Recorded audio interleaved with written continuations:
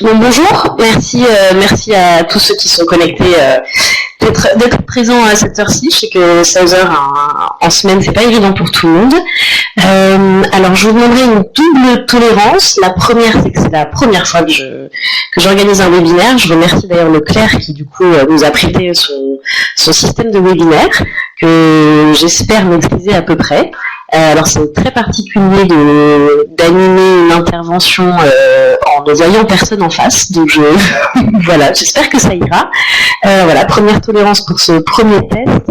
Et la deuxième tolérance que je vous demanderai, c'est parce qu'évidemment j'imagine que parmi les personnes qui sont derrière leur écran, il y a des gens avec des niveaux très différents de connaissances, que ce soit de la question de la transition énergétique dans les territoires ou des plans climat. Et pour essayer d'embarquer un petit peu tout le monde, il y aura des aspects un petit peu de rappel, d'autres un peu plus techniques, donc voilà, j'espère que tout le monde s'y retrouvera. Autre petit point technique avant de démarrer, je n'ai pas réussi depuis ce matin à mettre ma webcam. Voilà, donc normalement le principe d'un webinaire est qu'on a un PowerPoint, une webcam et un chat entre les participants et les intervenants. Donc là on n'aura pas de webcam, c'est vraiment pas très grave. Mais voilà, c'était juste pour m'en excuser. Du coup, on m'avait proposé de faire ce webinaire dédié au plan climat, notamment parce que la plupart des collectivités soit ont dû réaliser pour les plus grosses d'entre elles un plan climat et pour les plus petites doivent le réaliser, et que les associations locales ont un rôle très pertinent dans la co-construction de cette stratégie climat pour les territoires. Donc il est important pour elles de comprendre un petit peu ce qu'est un plan climat, ce qu'on peut y retrouver, et surtout qu'est-ce qu'on peut faire en tant qu'association pour s'y impliquer. On a prévu 2 heures. 2 heures pour un webinaire, c'est potentiellement un peu long. Donc il est possible que, j'ai essayé de faire en sorte qu'on puisse potentiellement finir un petit peu avant. On verra en fonction des temps de questions-réponses. Étant donné que c'est un système de webinaire, je vous invite à poser au fil de l'eau vos questions dans le chat. Et j'ai prévu des temps de pause régulièrement. Je reprendrai du coup les questions pour essayer d'y répondre. On aura aussi plusieurs interventions au cours de la présentation. Et ça me demandera une toute petite manipulation technique pour passer le micro à ces intervenants. Bon, j'espère y arriver, étant donné que c'est la première fois pour moi, mais normalement on m'a bien expliqué tout ça très clairement. Voilà. Ah, Jean-Baptiste, le son est mauvais. Alors déjà les problèmes techniques commencent. J'ai fait un test tout à l'heure avec un micro normalement. Ah oui, d'accord, en fait tout le monde a un son pourri, super. Alors,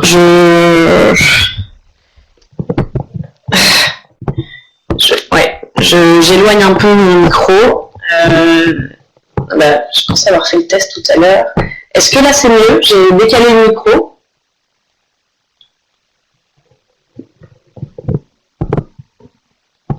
D'accord, bon, je vais continuer. Si vraiment c'est pas audible, vous me dites et je ferai une pause en essayant d'aller chercher de l'aide auprès des camarades du Claire à l'autre bout du couloir.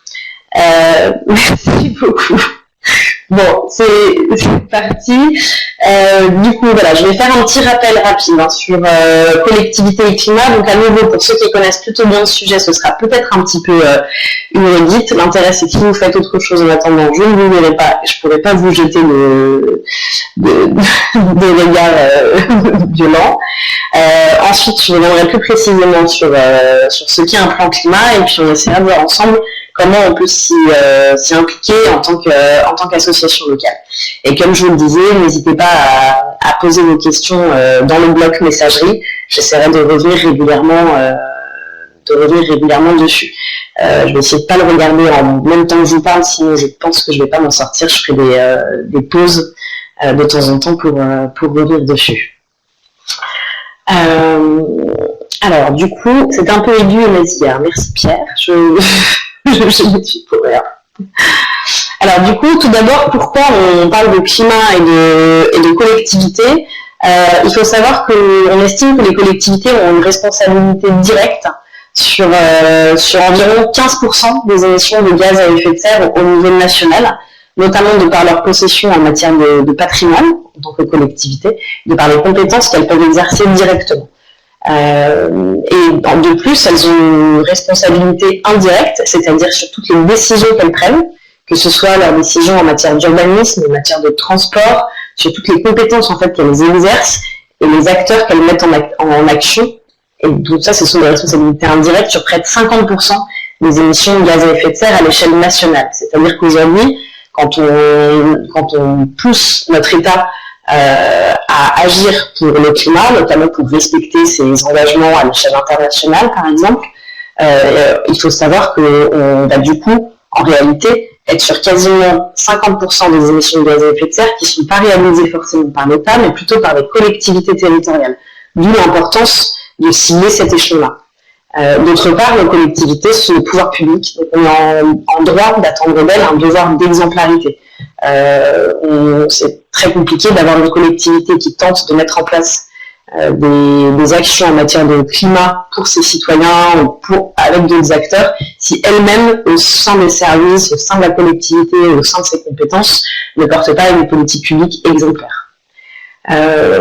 Autre chose, aujourd'hui, à l'échelle de l'intercommunalité, j'espère que c'est clair pour tout le monde, les intercommunalités, ce sont plusieurs communes qui se regroupent entre elles. On utilise un acronyme de temps en temps qui s'appelle EPCI, Établissement public de coopération intercommunale, et ce sont donc les communautés d'agglomération, les communautés de communes, ce sont vraiment elles qui ont récupéré le plus gros des compétences aujourd'hui, beaucoup plus que les communes. Et ces intercommunalités-là ont un véritable rôle d'animateur des dynamiques territoriales, c'est-à-dire qu'elles sont chargées non pas de travailler seules dans leur coin, mais bel et bien d'essayer d'embarquer dans l'ensemble des dynamiques, et pas uniquement climat, mais l'ensemble des acteurs, qu'ils soient citoyens, associatifs, entreprises et autres acteurs publics. Enfin, les collectivités ont aussi un devoir d'anticipation, en sachant qu'on est sur la fin des fossiles, et la fin des fossiles peu chers surtout. Les acteurs publics et les élus ont un véritable devoir de réfléchir à la manière de limiter la vulnérabilité énergétique des territoires, pour que demain on puisse avoir une continuité dans le service public, qu'on puisse avoir des services publics encore accessibles, et donc en ça se détacher de la dépendance aux fossiles. Enfin, c'est l'échelon qui est le plus proche de nous. Pour la plupart de nos concitoyens, on a beaucoup plus de visibilité et de connaissance de ce qui se passe à l'échelle de notre commune, de notre intercommunalité. C'est beaucoup plus audible que l'échelle départementale, régionale. C'est celle où on voit vraiment ce qui se passe sur le territoire. Donc la collectivité a un peu un rôle de donner à voir la transition au concret et de nous y impliquer. Les engagements qui vont de l'international au local, lors du débat national sur la transition énergétique, un enjeu était ressorti de manière vraiment très importante, qui visait justement à mettre en œuvre la transition énergétique dans les territoires, en renforçant les compétences. Ça a été fait. Je ne vais pas revenir en détail là-dessus parce qu'on en a pas mal parlé au réseau Action Climat, mais la loi de transition énergétique pour la croissance verte, à l'été 2015, ainsi que la loi NOTRe, qui est en fait le dernier volet de la décentralisation, ont accordé de plus en plus de compétences en lien avec le climat et l'énergie aux collectivités, et notamment aux intercommunalités, qui sont celles qui portent les plans climat, on va y revenir dans la foulée. C'est-à-dire qu'aujourd'hui, la contribution des collectivités sur le plan climatique est nécessaire, parce qu'elles sont responsables d'une grande partie des émissions de gaz à effet de serre, mais elle est possible. Aujourd'hui, on a des leviers réglementaires qui permettent aux collectivités territoriales de porter des actions pour à la fois limiter leurs émissions de gaz à effet de serre, adapter les territoires aux impacts des changements climatiques. Donc on a vraiment, en tant qu'association de protection de l'environnement, on a une toute légitimité à interpeller nos élus pour leur demander de prendre des mesures ambitieuses et exigeantes en matière de climat, à la fois pour répondre aux engagements nationaux, mais aussi internationaux. Je vous ai mis ici un schéma. Alors, j'espère que c'est assez visible. L'idée n'est pas du tout de rentrer dans le détail. C'était juste pour vous montrer la cascade de l'international au local. Merci. J'ai pas mis l'international, mais dans l'international, on a évidemment tous les engagements que prennent les États lors des COP. Je pense que tout le monde est à peu près au fait là-dessus. Au niveau de l'État, l'État élabore du coup des stratégies, notamment une stratégie nationale bas carbone qui est sur le climat et les budgets carbone que l'État s'engage à entre guillemets consommer ou en tout cas à réduire. Et sur les questions plus spécifiques de l'énergie, l'État élabore une programmation pluriannuelle de l'énergie. Ces documents-là doivent être pris en compte par l'échelon régional. La région, quant à elle, va élaborer un gros document, ça fera l'objet d'un autre webinaire un peu plus tard en juin, qui s'appelle le schéma régional d'aménagement du développement durable et d'équilibre des territoires, le SRADET. Je suis désolée, on est parti pour une liste d'acronymes. Ce schéma régional, il va fixer des grandes orientations, notamment en matière de climat, d'air et d'énergie, mais aussi en matière de biodiversité, de transport et de déchets. Mais il y a un volet dedans qui concerne le climat, l'air et l'énergie. Donc la région va prendre en compte les orientations nationales. Ensuite, l'intercommunalité, elle, va à nouveau prendre en compte ces orientations régionales. Le plan climat doit prendre en compte ce schéma régional. Ce qui veut dire que de l'international au local, on a un système de déclinaison des engagements, des orientations, etc., qui doit se faire pour se concrétiser, notamment aux échelles de nos intercommunalités. Après, la question de la prise en compte laisse un degré d'interprétation pour les échelons État, région ou intercommunalité qui est quand même assez large. Ce qui signifie qu'en tant qu'association, l'un de nos rôles, c'est de faire en sorte que cette cascade d'engagement de l'international au local se retrouve bien et ne se dilue pas en cours de route, et qu'on est bel et bien dans nos plans climat des actions qui soient à la hauteur des engagements les plus élevés.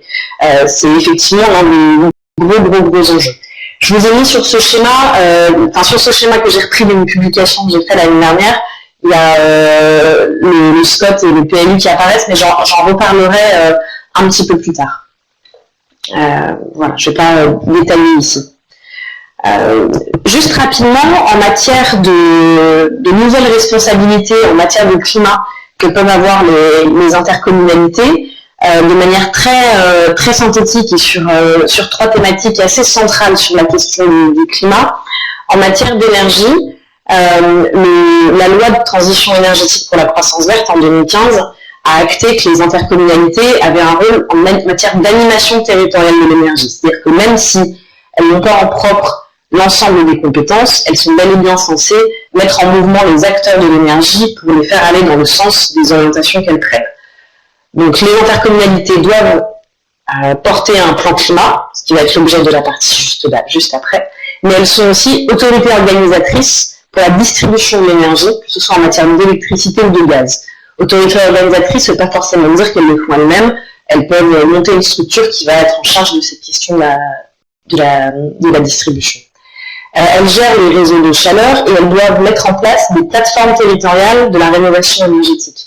C'est-à-dire que chaque intercommunalité va devoir porter une structure qui en réalité est plus ou moins une structure qui existe déjà, car c'est une sorte de renouveau, de remise à plat, ce qu'on appelle les espaces info-énergie, les agences locales de l'énergie et du climat, qui sont des acteurs généralement associatifs, très en lien avec les acteurs publics, qui travaillent à la rénovation énergétique des bâtiments. Donc on est bien sur un sujet énergie, puisqu'on est sur la maîtrise, sur la question de maîtrise de l'énergie. En matière de transport, de mobilité, l'intercommunalité doit élaborer un plan de déplacement urbain. C'est pas une nouveauté, le plan de déplacement urbain existe depuis très longtemps. Ce qui est un peu plus nouveau, ce sont des dispositions qui ont été adoptées dans le cadre de la loi de transition énergétique pour la croissance verte, qui du coup sont une sorte de boîte à outils pour permettre d'avoir des villes un peu plus respirables. Là, on a par exemple le cas des zones à circulation restreinte, donc qui permettent à des collectivités de choisir des secteurs dans lesquels il y aura soit pas du tout de circulation, soit une circulation limitée, et ce de manière constante ou temporaire. On peut limiter la vitesse des voitures en ville. Enfin voilà, il y a tout un tas d'outils. À nouveau, ces outils ne sont pas forcément obligatoires. Ce sont des outils qui existent et dont les collectivités peuvent se saisir. Je vois effectivement sur la question du PLU, oui, tout à fait. Le plan de déplacement urbain est obligatoire au-delà d'un certain seuil qui est de 100 000 habitants, je crois. Voilà, exactement, 100 000 habitants, merci Irène. Sur la question des déchets, les intercommunalités ont aussi une responsabilité, notamment en matière de collecte, de traitement et de sensibilisation, prévention. Tout ça pour dire que le climat est une thématique évidemment très large qui englobe tout un tas de secteurs et qu'à chaque fois, les collectivités ont des leviers pour agir, que ce soit des leviers obligatoires dont elles ont l'obligation de se saisir, comme les plans climat au-delà de 20 000 habitants, comme les plans de déplacement urbain au-delà de 100 000 habitants. Et pour certains, ce sont des boîtes à outils qu'elles peuvent utiliser et que nous, en tant qu'association, on doit les pousser à utiliser. Alors, du coup, si vous avez des questions, donc attendez, je remonte juste un petit peu. Ben voilà, donc il y avait l'aspect sur le PDU, effectivement, j'ai pas mis sur le schéma, mais c'est au-delà de 100 000 habitants.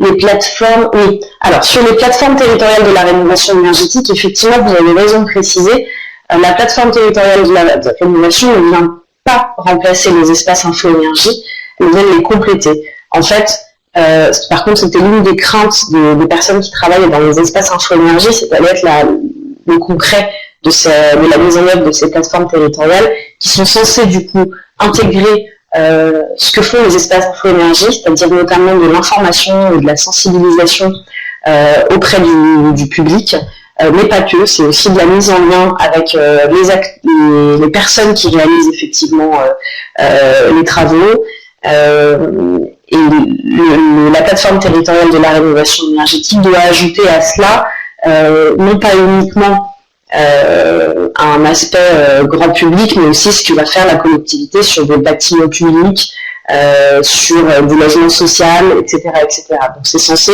être une plateforme qui va concerner la rénovation sur tous les secteurs confondus. Alors, le nombre d'espaces info-énergie en Île-de-France, je ne sais pas. C'est une bonne question. Je pourrais la poser au clair et faire un retour. La responsabilité des déchets ne remonte-t-elle pas au niveau région avec la loi NOTRe? Dans la loi NOTRe, les régions doivent aussi élaborer un programme régional sur les déchets. Alors au niveau de l'acronyme, j'ai un peu oublié, mais c'est le PRGPD, Programme régional de prévention gestion des déchets, et qui est effectivement le document d'orientation de toute la politique déchets au niveau de la région. Comme je ciblais la présentation sur l'échelon intercommunal, pas programme mais plan. Merci José. Désolée, le déchet étant pas du tout ma spécialité.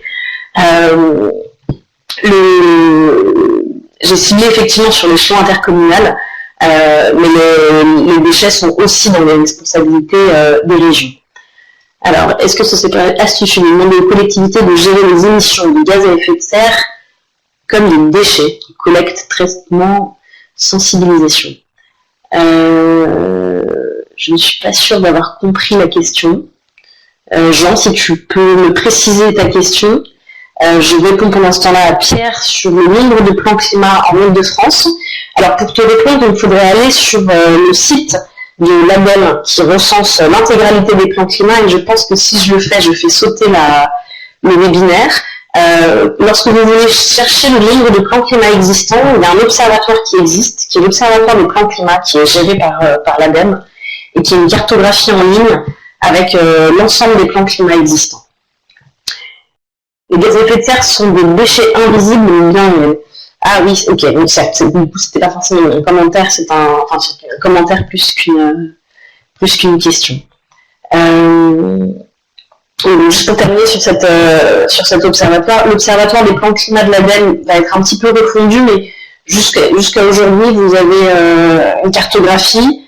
Vous pouvez retrouver le plan climat de votre collectivité, notamment les contacts du chargé de mission plan climat qui s'en occupe. Et normalement, il y a en accès libre la plupart des documents du plan climat sur cet observatoire, ou à minima les liens vers le site internet du plan climat de la collectivité qui permet de retrouver l'ensemble des données. Normalement, l'ensemble des documents des plans climat doivent être en accès libre. La plupart du temps, les collectivités choisissent quand même d'avoir une version plus communicante et mieux mise en page à destination du grand public. Donc il n'y a parfois pas tout en ligne. Voilà, alors du coup, au niveau des questions, donc une remarque de Jean sur la responsabilité en matière de gestion des déchets, qui devrait aussi inclure les GES. Il est quand même inscrit maintenant que les collectivités doivent effectivement mettre en place au niveau des intercommunalités un plan climat, au niveau des régions un volet énergie-climat dans leur schéma régional.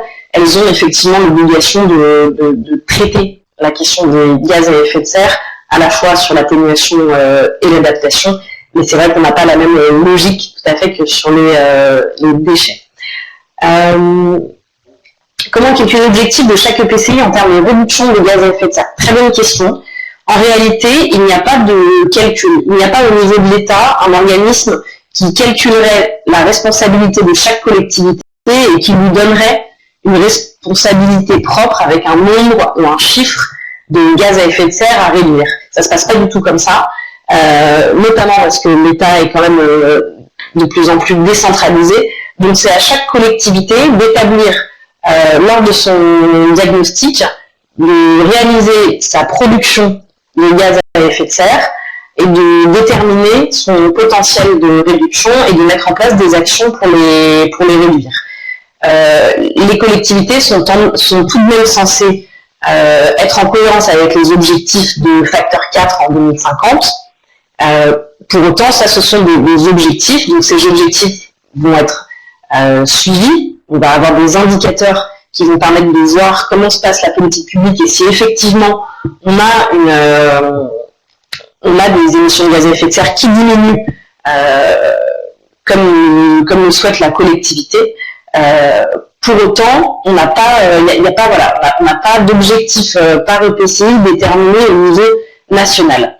Alors, je reprends les questions dans l'ordre. Comme auparavant, il y a des délais d'élaboration des SRADET qui ne collent pas avec les échéances théoriques pour réaliser des PCAET. Oui, alors, James, je suis tout à fait d'accord avec toi. Juste parce que je ne l'ai pas mis dans le schéma, donc je précise pour ceux qui ne le savent pas. Les schémas régionaux doivent être élaborés pour juillet 2019 et les plans climat, on en viendra juste après, pour décembre 2018 pour les intercommunalités entre 20 et 50 000 habitants. On est encore sur des décalages, mais c'est le cas avec l'ensemble malheureusement des documents de planification qui sont tous liés les uns aux autres, qui doivent tous respectivement, selon, je caricature un peu, mais qui doivent se prendre en compte les uns les autres.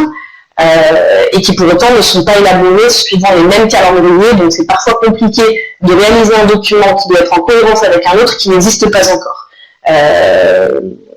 Je suis d'accord, c'est effectivement un souci. D'où l'intérêt d'essayer de les réaliser de manière la plus ambitieuse possible pour être sûr qu'ils colleront avec le document supérieur.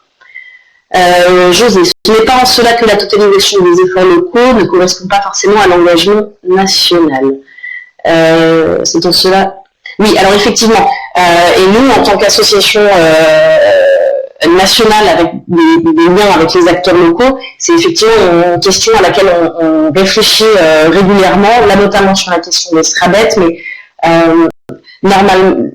l'État, l'ADEME notamment, essaye de faire ce rôle-là, de comptabiliser les efforts locaux, donc que ce soit au travers des plans climat pour les intercommunalités ou des schémas régionaux pour les régions, pour mesurer la contribution locale aux engagements nationaux. Donc on est quand même bien sur cette vision où le local contribue de manière très très importante aux engagements nationaux et on essaye d'avoir une visibilité là-dessus. Là où c'est relativement difficile, c'est que d'une, comme le soulignait tout à l'heure Jean-Baptiste Poncelet, on n'a pas d'obligation précisément chiffrée pour chacune des collectivités au regard de sa taille. C'est chaque collectivité qui décide comment son engagement va contribuer aux objectifs nationaux. Et de deux, au niveau des méthodologies, il y a quand même des distinctions qui rendent la comparaison parfois compliquée. Enfin, la comparaison, ou en tout cas l'agrégation et la visibilité nationale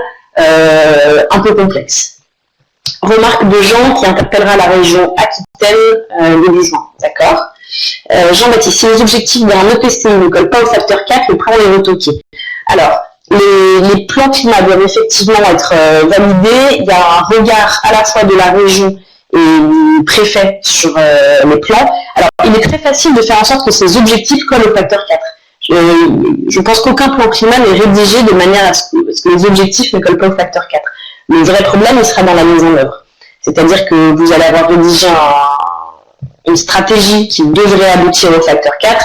La réalité de la mise en œuvre des actions, au regard des indicateurs de suivi de ces actions-là, ne permettent pas forcément d'aboutir au facteur 4. Donc ça n'arrive pas vraiment cette histoire de retocage, parce que quand on fait valider le plan climat, c'est un document qui n'est pas forcément encore mis en œuvre. La manière de le rédiger, c'est assez compliqué de se faire retoquer quand même. Ce sera sur la suite que la collectivité pourrait ne pas aboutir à ses objectifs, et là, il n'y a pas de sanction prévue. À nouveau, d'où l'importance du rôle des associations, car étant donné qu'il n'y aura pas de sanctions pour les collectivités qui mettraient mal en œuvre leur plan climat, c'est à nous, en tant que société civile, de faire réaliser aux élus et aux chargés de mission que le plan climat n'est pas assez ambitieux, que les actions sont mal mises en œuvre, que le processus de suivi et d'évaluation ne permet pas, prouve que les émissions de gaz à effet de serre ne diminuent pas suffisamment, et de les interpeller et de leur montrer cela. Mais jamais une collectivité va perdre de l'argent, va se faire sanctionner, etc. Pour ne pas avoir bien mis en place ces actions. Elle pourra éventuellement ne pas être éligible à certaines subventions additionnelles auxquelles elle aurait pu prétendre en réalisant certaines actions, mais ne va pas perdre par rapport à ce qu'on lui doit de manière générale. Alors je vois Pierre qui rédige une question, et je passerai peut-être après à la suite.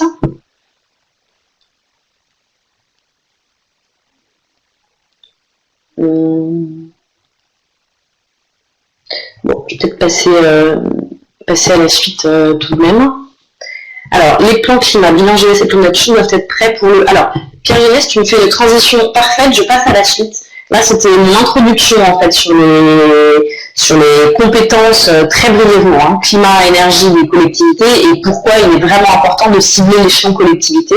Je passe un peu plus dans le dur maintenant sur la partie plan climat. Alors, si on devait faire très très bref, un plan climat, qu'est-ce que c'est? Ce serait un projet de développement territorial. Pourquoi de développement territorial? Parce que dans un plan climat, on va toucher à quasiment toutes les thématiques. On va parler, parce qu'on parle de climat, d'énergie, on va parler de transport, d'agriculture, d'aménagement et d'urbanisme, on va parler d'eau, on va parler de développement économique. C'est véritablement, on est vraiment sur un projet de développement territorial qui cible par contre à la fois la lutte contre les changements climatiques et l'adaptation du territoire aux effets du changement climatique. On disait tout à l'heure, le plan climat doit contenir des objectifs cohérents avec le national et l'européen, donc on est sur le facteur 4. On doit, dans tous les cas, ça c'est vraiment obligatoire, avoir une partie atténuation et une partie adaptation. Elles ne sont pas forcément déterminées en partie 1, partie 2, on s'en fiche, mais ça doit contenir dans le programme d'action des mesures sur l'atténuation des émissions de gaz à effet de serre et sur l'adaptation du territoire. Juste pour information, jusqu'à présent, le volet adaptation dans les collectivités territoriales est relativement mal pris en compte, à part dans quelques collectivités qui sont d'ores et déjà très impactées, mais sinon c'est un petit peu le parent pauvre des plans climat jusqu'à présent.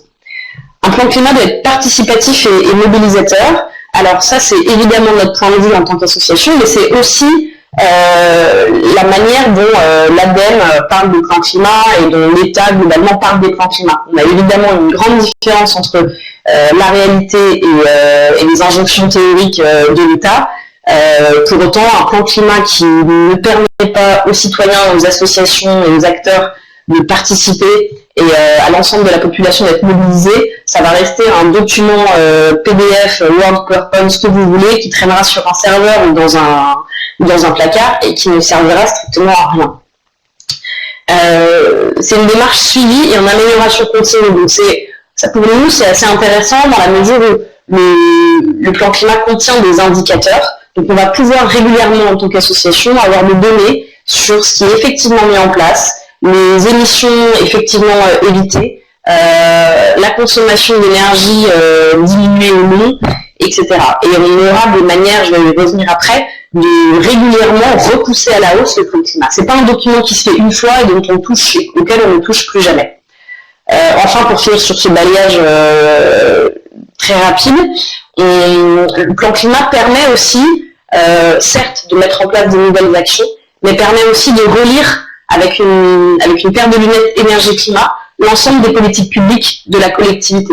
C'est-à-dire que la collectivité, avant de faire son plan climat, elle porte d'ores et déjà tout un tas de politiques sur l'ensemble des sujets. Donc on va les reprendre aussi une par une pour essayer d'y injecter une dimension climat et sur l'ensemble des secteurs. C'est pour ça que parfois, sur certains plans climat, vous verrez très très peu de nouveautés. Et ça, c'est un petit peu le souci. Certaines collectivités ont élaboré des plans climat qui sont en fait une compilation des politiques existantes. Et hop là, on a remis tout ce que fait la collectivité qui peut toucher de près ou de loin à la question énergie-climat. Donc ça, c'était sur les anciens plans climat. On espère que les nouveaux ne vont pas ce biais-là. On a bel et bien une attente en matière de nouveautés, d'innovation et d'actions vraiment spécifiquement dédiées au climat et pas uniquement de dire dans notre politique agricole on fait ça, c'est bien pour le climat, je le mets dans mon plan climat. On aura pour autant, toujours quasiment, des actions déjà existantes qu'on va remettre dans le plan climat comme étant partie prenante de la stratégie. Alors pour rentrer un peu plus précisément, juste dans l'historique, parce que on parle aujourd'hui de PCAET, en réalité, les plans climat existaient avant, ils existent depuis la loi Grenelle de 2010, ils s'appelaient à l'époque PCET, on n'avait pas encore la question de l'air. Et à l'époque, ils étaient portés de manière obligatoire par le territoire de plus de 50 000 habitants. Quand je dis territoire, c'est parce qu'à l'époque, il n'y avait pas de désignation d'un acteur territorial particulier qui devait être le porteur. C'est-à-dire que du coup, pouvait porter un plan climat une commune de plus de 50 000 habitants, une intercommunalité, plus de 50 000 habitants, un département, une région, etc., etc., un pays, un parc naturel. Les principaux changements avec la loi de transition énergétique pour la croissance verte portent notamment là-dessus, sur le portage du plan climat. Aujourd'hui, l'obligation de plan climat, elle se fait pour les EPCI, donc pour les intercommunalités, qui font plus de 20 000 habitants. L'autre nouveauté, c'est la question de l'air, d'où le changement d'acronyme au niveau des plans climat, et la dimension animation territoriale. Je ne vais pas vous lire ce que j'ai mis entre guillemets sur le PowerPoint que vous aurez, c'est les extraits du texte en fait. Donc ça permettait juste de voir qu'on est bien sur un document lié aux questions énergie-climat avec une dimension R qui a été rajoutée récemment. Juste par rapport aux obligations des EPCI, on a deux dates un petit peu différentes. Les EPCI de plus de 50 000 habitants, donc en gros ceux qui étaient déjà concernés par l'obligation du plan climat avant la loi de transition énergétique, eux devaient avoir réalisé un PCAET pour l'année dernière en fait, pour le 31 décembre 2016. C'est-à-dire qu'en fait ces intercommunalités possédaient déjà un PCET de manière obligatoire et devaient le mettre à jour pour élaborer un PCAET. La vraie nouveauté, du coup, c'est pour les intercommunalités un peu plus petites, entre 20 000 et 50 000 habitants, qui, elles, ont un délai jusqu'au 31 décembre 2018. D'où le ciblage pour nous en tant qu'association de ces intercommunalités-là, qui vont être nouvelles dans l'exercice du plan climat et qui auront tout à apprendre, entre guillemets, des associations, puisqu'elles sont, à part celles qui avaient volontairement porté un plan climat, bien qu'elles n'étaient pas obligées de le faire, globalement, cette cible-là d'intercommunalité entre 20 000 et 50 000 habitants est relativement nouvelle pour l'exercice du plan climat. Donc voilà, ce qu'il faut retenir, c'est la date du 31 décembre 2018, qui sera la deadline pour avoir adopté un plan climat, nouvelle génération. Alors, voilà. Je vous ai mis ici un tout petit schéma de contenu et d'étapes et d'indications de temporalité pour le plan climat. Notamment parce que si votre association est amenée à participer au plan climat, c'est important d'avoir bien en tête les grandes étapes, à peu près la durée moyenne, mais qui n'est qu'une indication, dans chaque collectivité fait comme elle le sent, et ce que contiennent ces étapes. La première étape, c'est l'étape du lancement en fait du plan climat, qui peut durer globalement entre 3 et 6 mois. Avant généralement de communiquer auprès des associations, des citoyens, du grand public et des partenaires, la collectivité va tout d'abord s'organiser en interne. Un plan climat, pour beaucoup de collectivités, c'est aussi une nouvelle manière de réfléchir, beaucoup plus transversale, puisque la personne qui va porter le plan climat, le chargé de mission, va devoir travailler avec quasiment l'ensemble des services thématiques, avec le service lié aux questions d'urbanisme, d'agriculture, etc. La transversalité, pour beaucoup de collectivités, c'est relativement nouveau. Ça demande une organisation en interne. Ça demande aussi une organisation en interne parce qu'il faut, comme tout ce type de projet, monter un comité de pilotage, un comité technique, savoir quel va être l'élu qui va porter le plan climat.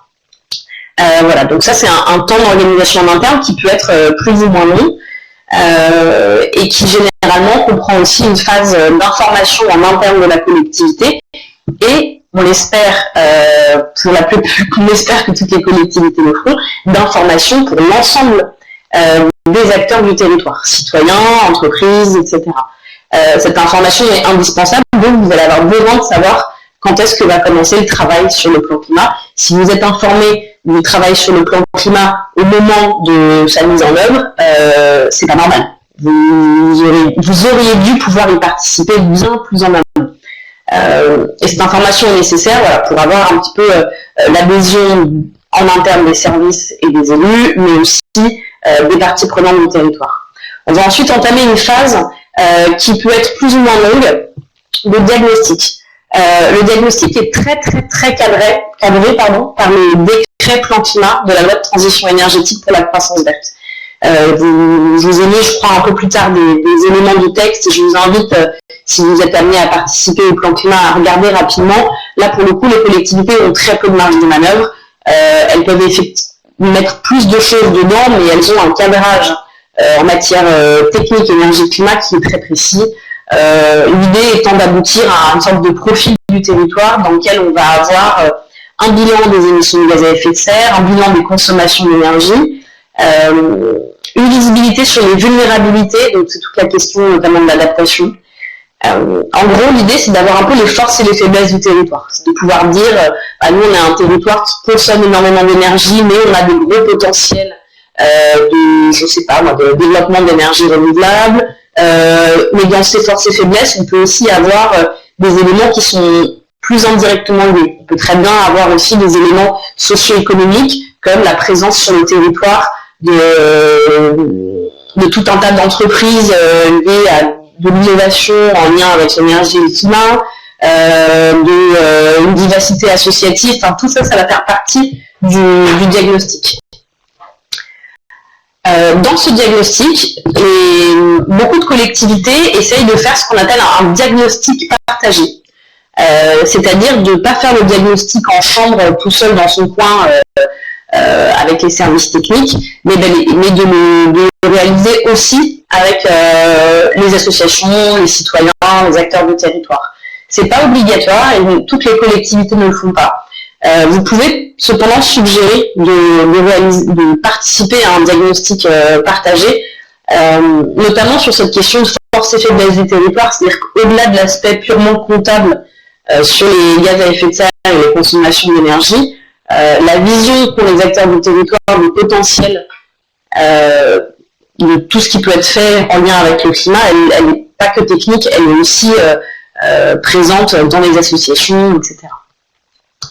Après ce diagnostic, c'est la partie stratégie et plan d'action. Pareil, on est sur 6 à 9 mois. Hein. L'idée d'une stratégie, je pense que vous connaissez, c'est bien de déterminer des grands enjeux, de les hiérarchiser, de déterminer des orientations, de les rédiger. Donc très souvent, cette partie stratégique est assez peu ouverte au grand public. Très souvent, ça se fait avec les chargés de mission, les élus, et puis un groupe constitué d'acteurs qui va participer. Alors, juste parce que j'ai mon œil qui a été attiré par une question, j'ai pas bien compris partager entre qui et qui. Ah, le diagnostic, le terme diagnostic partagé, ça veut dire qu'on va pas être uniquement sur un diagnostic que le chargé de mission va faire tout seul, mais on va partager entre les citoyens la vision qu'on a du territoire. Donc le terme est peut-être pas bien choisi, mais l'idée de dire diagnostic partagé, c'est pour élaborer ensemble un diagnostic du territoire et de ne pas être uniquement sur une vision comptable GES et consommation, mais aussi une vision des potentiels du territoire qui peut être, voilà, exactement, merci José, coproduit. Le mot est beaucoup mieux, tu as raison. Donc voilà, sur la stratégie, donc la stratégie, beaucoup de collectivités ne l'ouvrent pas forcément au grand public. Après, en tant qu'association, selon les modalités de co-construction du plan climat qui ont été choisies par la collectivité, il est possible de faire partie d'un groupe de travail dès le début qui va du coup peser sur la stratégie. Il est juste assez rare d'avoir des réunions publiques sur la stratégie, c'est juste pour vous préciser. Le plan d'action, lui, va comporter des objectifs chiffrés, c'est vraiment pour le coup obligatoire, des indicateurs de réalisation, la précision de qui porte l'action, parce que la différence notamment avec les anciens plans climat, c'est qu'aujourd'hui, on est bien sur un plan climat territorial. C'est-à-dire que sur le territoire, la collectivité n'est pas la seule à agir, n'est pas la seule à émettre des gaz à effet de serre et à consommer de l'énergie, mais on a tout un tas d'autres acteurs. Donc ça veut dire que dans votre plan climat, il y aura des actions qui sont portées directement par l'intercommunalité, des actions qui sont portées par la Chambre d'agriculture et l'ensemble de la filière agricole, des actions qui sont portées par des entreprises, des actions qui sont portées par des associations. Voilà, donc on a besoin d'avoir cette visibilité-là du qui fait quoi, parce qu'on est sur un projet partagé. Et des éléments calendriers. Le plan d'action, pour le coup, il est indicateur de réalisation ou indicateur d'effet. Indicateur de réalisation ou d'effet. Je vois pas trop la différence, mais c'est des indicateurs de suivi, donc c'est censé être de la donnée chiffrée qui permet de suivre l'action. Par exemple, si vous avez une action qui porte sur des pistes cyclables à mettre dans la ville, votre indicateur, ça va être soit le nombre de kilomètres de pistes cyclables réalisées, soit le nombre d'utilisateurs des pistes cyclables. Enfin, c'est la collectivité qui va choisir ces indicateurs. Alors, je vais juste faire une pause sur la lecture des questions. Je termine cette slide et je regarde les questions parce que je vois qu'on a pas mal qui arrivent. J'ai noté. Ah, voilà. Et sur le plan d'action, lui, il peut être rédigé avec les acteurs du territoire et on le souhaite réellement parce que chacun va porter des actions en réalité. Donc si la collectivité écrit toute seule son plan d'action, on est quasiment sûr qu'elle se plante. Et ensuite, on a la mise en œuvre du plan climat, c'est-à-dire la réalisation effective des actions, leur suivi et leur évaluation, et l'amélioration continue. Dans l'amélioration continue, ce qu'on attend des collectivités, c'est qu'elles puissent organiser régulièrement des réunions suivies du plan climat pour pouvoir réajuster aux besoins les actions du plan climat. Alors, je vais juste faire une pause pour regarder les questions, parce que j'ai vu que ça c'était pas mal sorti. J'essaie de remonter un petit peu le fil de la conversation. Alors, James Boucher, l'accès au suivi et aux mesures d'amélioration continue est trop souvent difficile. L'observatoire ADEME ne permet pas beaucoup mieux s'il n'est pas alimenté par les EPCI. Ah oui, donc c'était par rapport à l'accès aux données pour le grand public. Tu as raison, les collectivités sont censées alimenter elles-mêmes les données sur leur plan climat, elles ne le font pas tout le temps, donc l'observatoire de l'ADEME est un peu lacunaire. Et ça, c'est un des soucis, c'est que toutes les collectivités ne mettent pas en accès libre l'ensemble des données du diagnostic, etc. Elles n'ont pas l'obligation de tout publier. Donc c'est à nous d'aller leur demander les données précises du diagnostic, les outils qu'elles ont utilisés, etc. C'est vrai que malheureusement c'est une lacune. Pierre Genès, les PCET devaient être adoptés pour 2012. Quel bilan avant de faire une nouvelle mouture? Alors ça, c'était une demande qu'on avait fait auprès du ministère au moment où la loi de transition avait été faite. C'était de peut-être pouvoir faire un travail de bilan des PCET avant de passer au PCAET. Ça n'a pas été fait au niveau national. Après, les anciens plans climat étant aussi soumis à l'obligation de suivi, amélioration continue, on espère qu'au niveau de chaque collectivité, ça va être fait. Et il y a eu plusieurs rapports qui ont été faits par divers organismes, que ce soit l'ADEME, à l'époque ETB, qui était un centre de ressources qui avait pas mal travaillé sur les plans climat. Voilà, on peut trouver en ligne des bilans des anciens PCET, mais c'est vrai qu'il n'y a pas eu ce travail au niveau ministère avant de rédiger la loi. Jean, peut-on exiger que le bilan GES soit aussi fait en comptabilisant le GES à la consommation au lieu de la comptabilité? Alors, on a fait avec Maïke un webinaire sur les émissions en direct, tu étais là, où effectivement on expliquait que dans le cas des collectivités, les émissions consommation, donc en fait les émissions de gaz à effet de serre en direct, ne sont pas une obligation, en tout cas pour l'ensemble des émissions. C'est une demande qui remonte très régulièrement au niveau de l'État pour imposer ça aux collectivités. Ça prend énormément de temps. Pour l'instant, c'est pas prévu que ce soit obligatoire, mais ça fait partie des évolutions très certainement qui viendront dans les années à venir, qu'on attend, parce que c'est effectivement assez indispensable d'avoir cette vision-là. Pour l'instant, c'est pas encore le cas. Il y a quelques collectivités qui ont fait quand même l'exercice. De mémoire, Lyon a travaillé sur la question des émissions de consommation. Je pourrais retrouver quelques collectivités qui ont fait cette comptabilisation un peu plus ambitieuse. La question de partage éco-produit, ça c'est bon. José, sur la question des indicateurs. Ah oui, alors non, la précision dans les textes ne précise pas le type d'indicateur. Après, tous les éléments méthodologiques qui proviennent de l'ADEME, il faut savoir que la plupart des collectivités lisent les méthodes de l'ADEME et essayent de les appliquer, parce que c'est un peu le seul truc qui provient du national et qui éclaircit un petit peu les décrets d'application qui sont parfois compliqués. Donc c'est pour ça qu'on travaille pas mal avec l'ADEME pour leur demander de mettre des choses dans leur livret d'explication. Effectivement, on ne précise pas quel type d'indicateur, on dit juste indicateur de suivi, et on suggère d'avoir effectivement des indicateurs qui concernent la réalisation. On est quand même obligé d'avoir des indicateurs qui permettent un suivi des émissions. Donc on aura forcément ce que tu appelles indicateur d'effet, c'est-à-dire qui permettent de calculer les gaz à effet de serre. Par contre, la partie, dans l'exemple que j'avais donné sur les pistes cyclables, on n'est pas obligé d'avoir un indicateur du nombre de kilomètres de pistes réalisées. Par contre, on aura l'obligation de trouver un chiffre qui nous permettra de voir en quoi les pistes cyclables mises en œuvre permettent de diminuer les gaz à effet de serre. Et c'est un peu une difficulté. Parfois, c'est pas évident de trouver ce type d'indicateur. Pierre Genès, contenu et étape dit par la loi ou avis de correct. Non, ça c'est moi qui ai fait le schéma. Cela dit, c'est un type de schéma que vous retrouvez à peu près partout.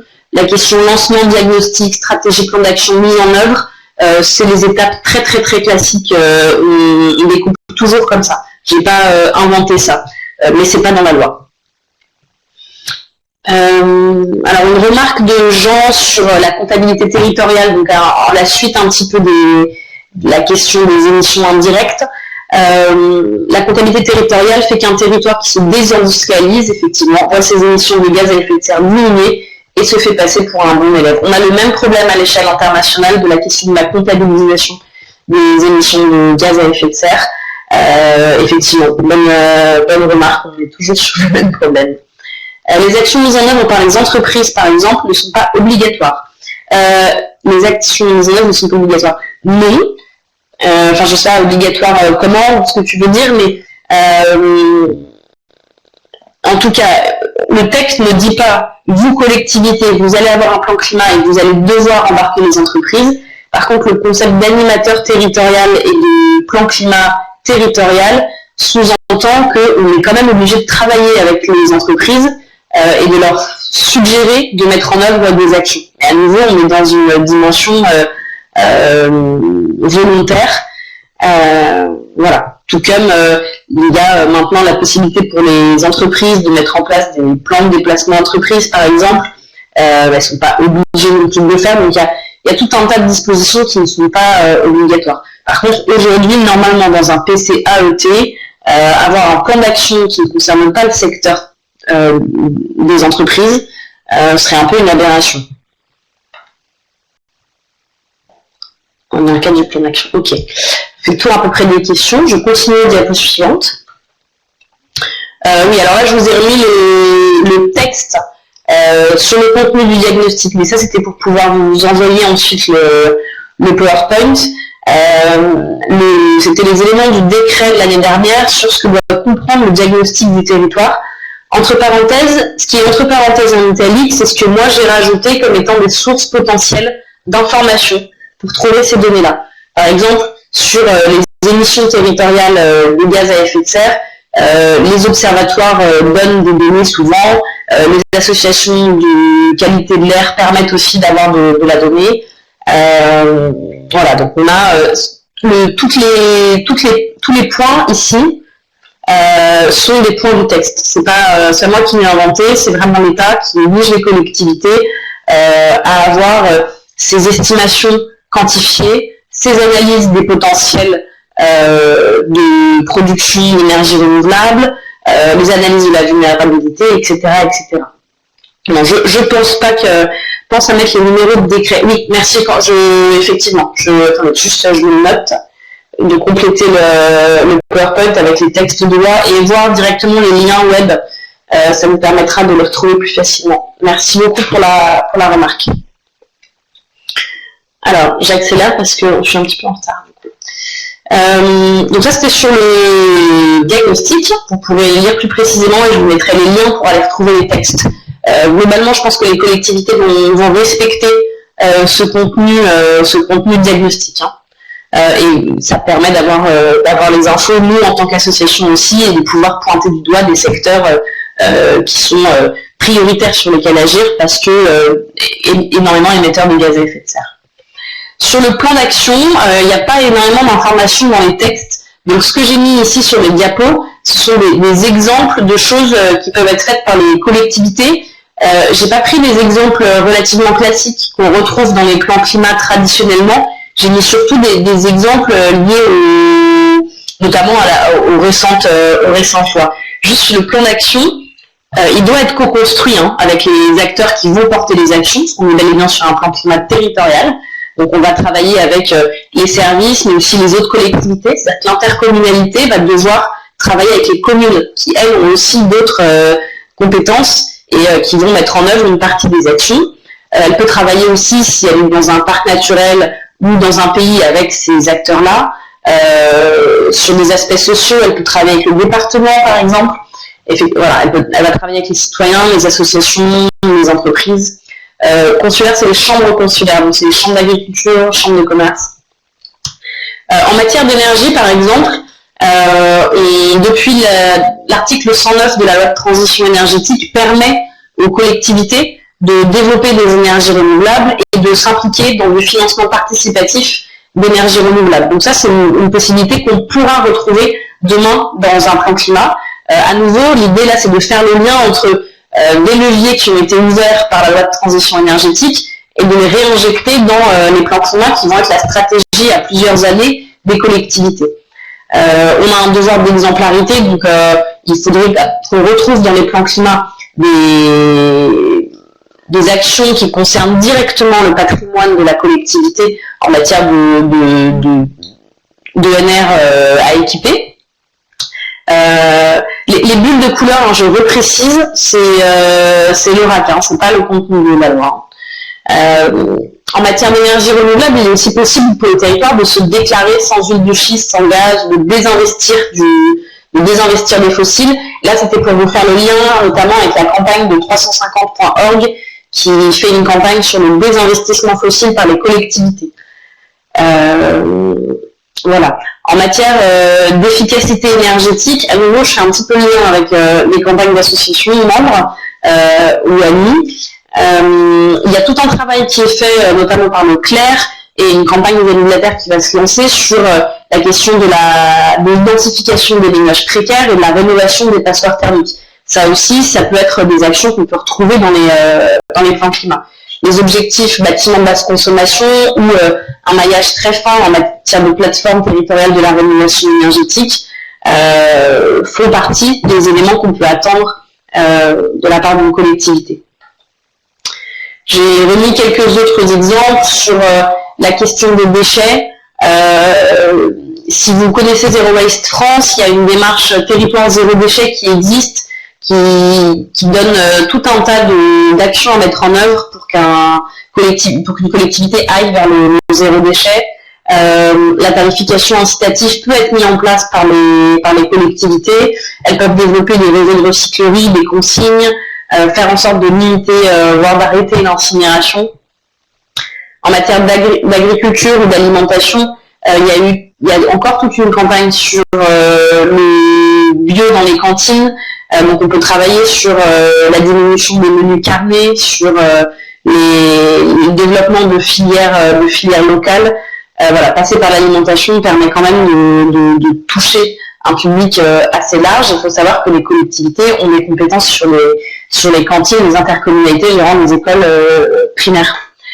En termes de mobilité, c'est ce que je vous disais, je fais le lien avec une publication qu'a réalisée ma collègue Lorelai sur le transport, où elle liste l'ensemble des outils à disposition des intercommunalités et des communes pour diminuer la place de la voiture en ville, avec les zones de restriction de la circulation, le fait de pouvoir baisser la place baisser la vitesse de circulation, de piétoniser certaines zones, de limiter le stationnement pour désinciter à l'usage de la voiture, et évidemment développer les transports en commun et les pistes cyclables. C'est tout ce qui s'appelle les outils pour la ville Respire, et c'est une publication qui est en ligne sur le site du RAC. Au niveau de l'articulation du plan climat avec les autres documents des collectivités, alors là je m'excuse un tout petit peu d'avance pour les acronymes, mais c'est important d'avoir juste en tête quelques noms, même si vous n'êtes pas familier avec ces thématiques. Le plan climat est lié à d'autres documents d'urbanisme. Merci Jean-Baptiste. Oui, les geeks, les acronymes. Je ne vais pas du tout rentrer dans le détail et je vous laisserai me contacter ou vous renseigner si vous voulez en savoir plus, mais sachez juste que votre intercommunalité n'élabore pas que son plan climat, je pense que vous vous en doutez. Elle travaille beaucoup sur les questions d'urbanisme, notamment au travers de ce qu'on appelle un plan local d'urbanisme intercommunal ou d'un schéma de cohérence territoriale. Ces documents-là sont assez techniques, centrés sur l'urbanisme et l'aménagement du territoire avec une vision prospective. Par contre, eux, oui, effectivement, il faut que je rajoute le PPA. Ces documents-là, eux, vont avoir une forme d'opposabilité assez forte et vont surtout conditionner beaucoup les règlements d'urbanisme de votre collectivité. Et le fait que ces documents soient en lien avec le plan climat permet dans certains cas de concrétiser certaines mesures liées au climat. Par exemple, dans votre plan climat, quand vous allez vouloir travailler sur la limitation de l'étalement urbain, c'est des mesures qu'on doit retrouver dans des documents d'urbanisme comme un plan local d'urbanisme intercommunal ou un schéma de cohérence territoriale. Je vous le mets juste parce que et je reviens sur la remarque de James Boucher au début du webinaire. Effectivement, ce sont des documents qui ne sont pas toujours élaborés avec la même temporalité. Donc si par exemple votre commune ou votre interco n'a pas commencé à travailler sur son plan climat, mais travaille en ce moment sur son schéma de cohérence territoriale, ça peut aussi être très intéressant de s'y impliquer, car c'est notamment dans ces documents d'urbanisme qu'on va retrouver des mesures très très très concrètes qui vont toucher au climat. À savoir, en matière de lien, le PLUI et le SCOT doivent être, le PLUI doit être compatible avec le SCOT. Est-ce que je détaille les questions de compatibilité et de prise en compte? Compatible, c'est plus fort, et prise en compte, c'est plus léger, pour faire simple. C'est-à-dire qu'en gros, on doit retrouver dans le PLUI plus ou moins la même chose que dans le SCOT, alors que le PLUI va prendre en compte le plan climat, c'est-à-dire qu'il peut adapter plus ou moins le contenu du plan climat. C'est juste pour vous faire le... Voilà, merci José, mais je n'osais pas trop rentrer dans le détail, mais c'est des notions juridiques qui n'ont pas tout à fait la même valeur. La compatibilité, on n'a pas beaucoup de marge d'interprétation, la prise en compte, on en a. Tout ça pour vous faire le lien entre voilà, donc ces trois documents que vont élaborer vos intercommunalités, le plan climat, le plan local d'urbanisme et le SCOT, et tous ces documents-là sont en lien avec les schémas régionaux.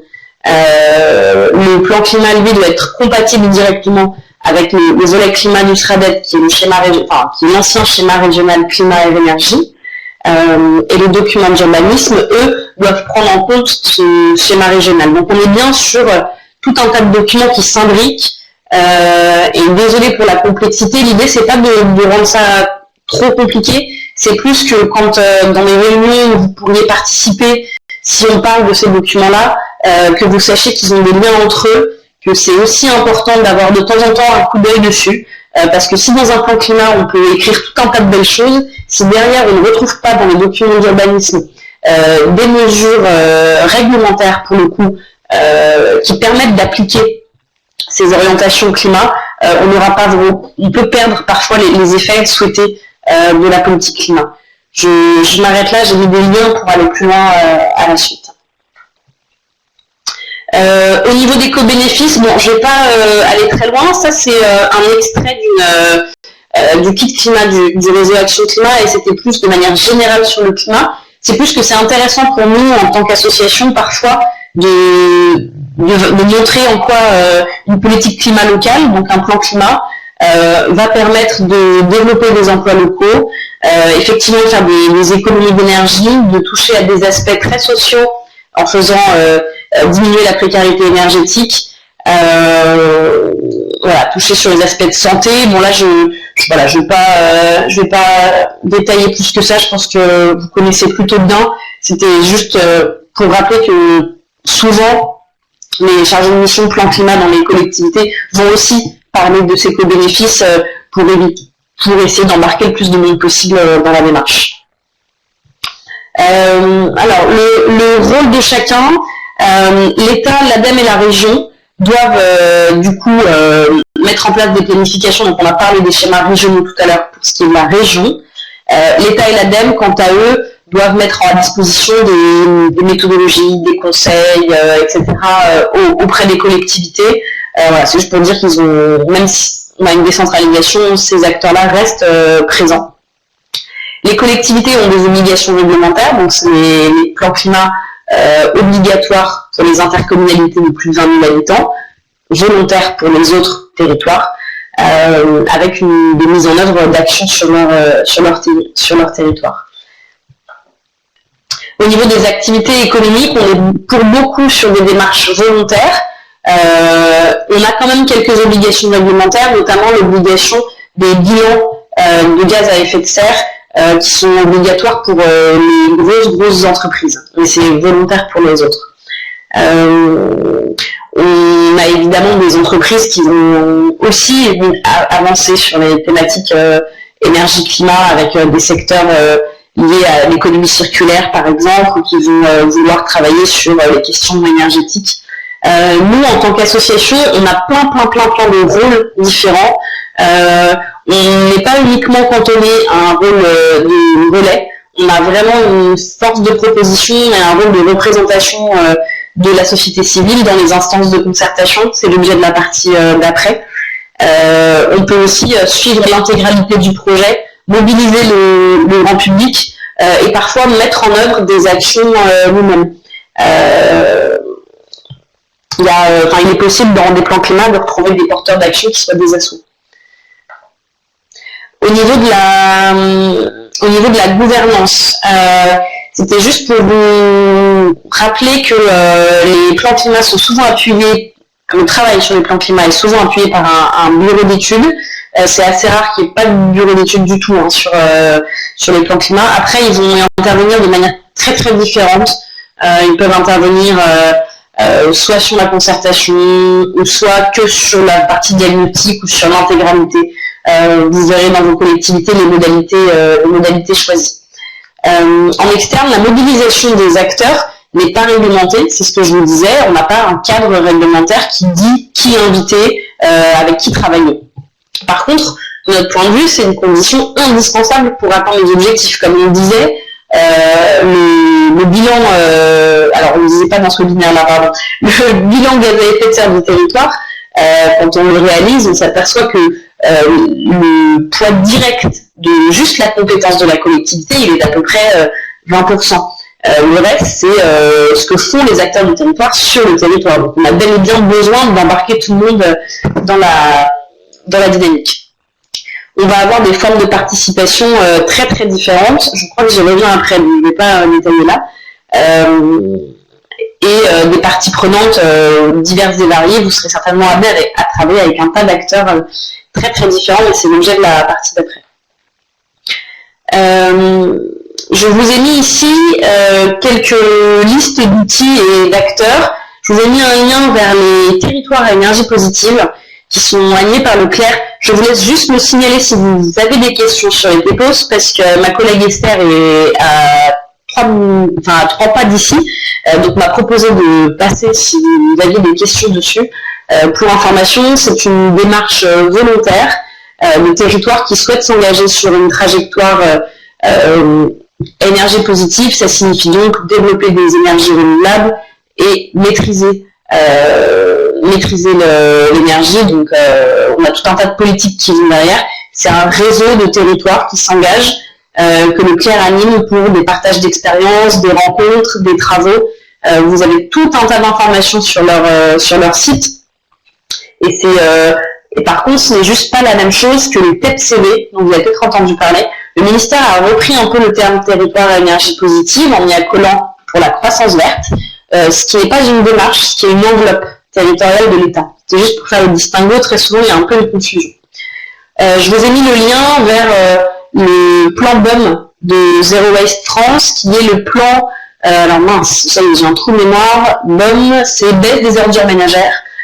Et donc c'est tout un tas d'actions qui concernent la question des déchets au niveau des politiques publiques locales. Et pareil, Zero Waste France anime une démarche pour les territoires. Donc c'est volontaire, c'est des territoires qui souhaitent aller plus loin sur la question des déchets et qui vont se mettre dans un réseau de territoires qui travaillent sur ces questions-là. Vous avez aussi les SLIM, donc les systèmes par les acronymes, parfois je bug, systèmes locaux d'intervention pour la maîtrise de l'énergie. Donc là, c'est aussi animé par le CLER et c'est tout un système de repérage de ménages en précarité énergétique et de travail vraiment très très bien sur la lutte contre la précarité énergétique. Vous allez croiser dans vos travaux les espaces info-énergie, les agences locales de l'énergie et du climat. Ce sont des structures associatives qui travaillent avec les collectivités locales et qui font un énorme boulot sur la rénovation, la baisse des émissions de gaz à effet de serre, qui sont à la fois des centres de ressources, qui peuvent être des centres de ressources intéressants et des acteurs incontournables dans une dynamique plan climat. Je vous ai mis le lien vers deux outils. Un outil qui s'appelle Climat Pratique, qui avait été créé par le RAC, et maintenant qui est beaucoup porté par l'ADEME, et le RAC il est toujours, qui est à destination des collectivités pour le coup, qui est un gros tableur d'action, mais pas que des collectivités.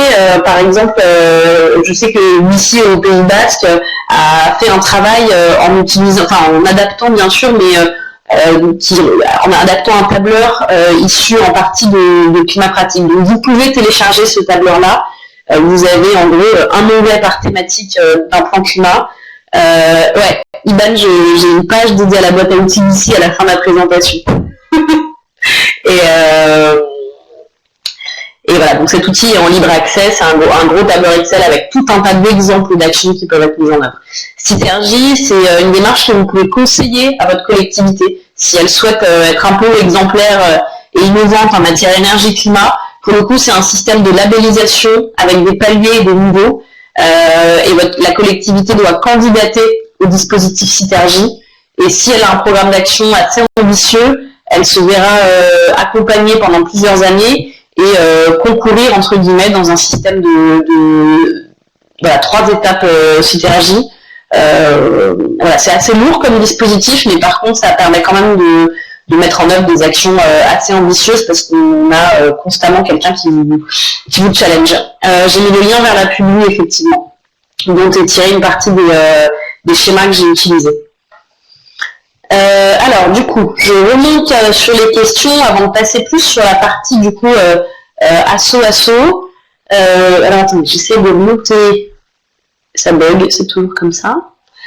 Oui, numéro des décrets, je me suis noté ça, je vais compléter le PowerPoint pour pouvoir vous mettre des liens. Alors, Irène de Espule, pour revenir sur l'idée de mettre les sources où trouver les différentes données, j'ai assisté à une conférence sur le plan climat à destination des collectivités territoriales où Marie Carriga du ministère a longtemps parlé et tous les supports. D'accord, ok. Marie, merci Irène, du coup je copierai ce lien pour pouvoir le partager avec tout le monde. D'accord, donc en fait ça permet si je comprends bien, ça permet de présenter les observatoires et de retrouver les liens et donc du coup d'aller voir où se situent les données.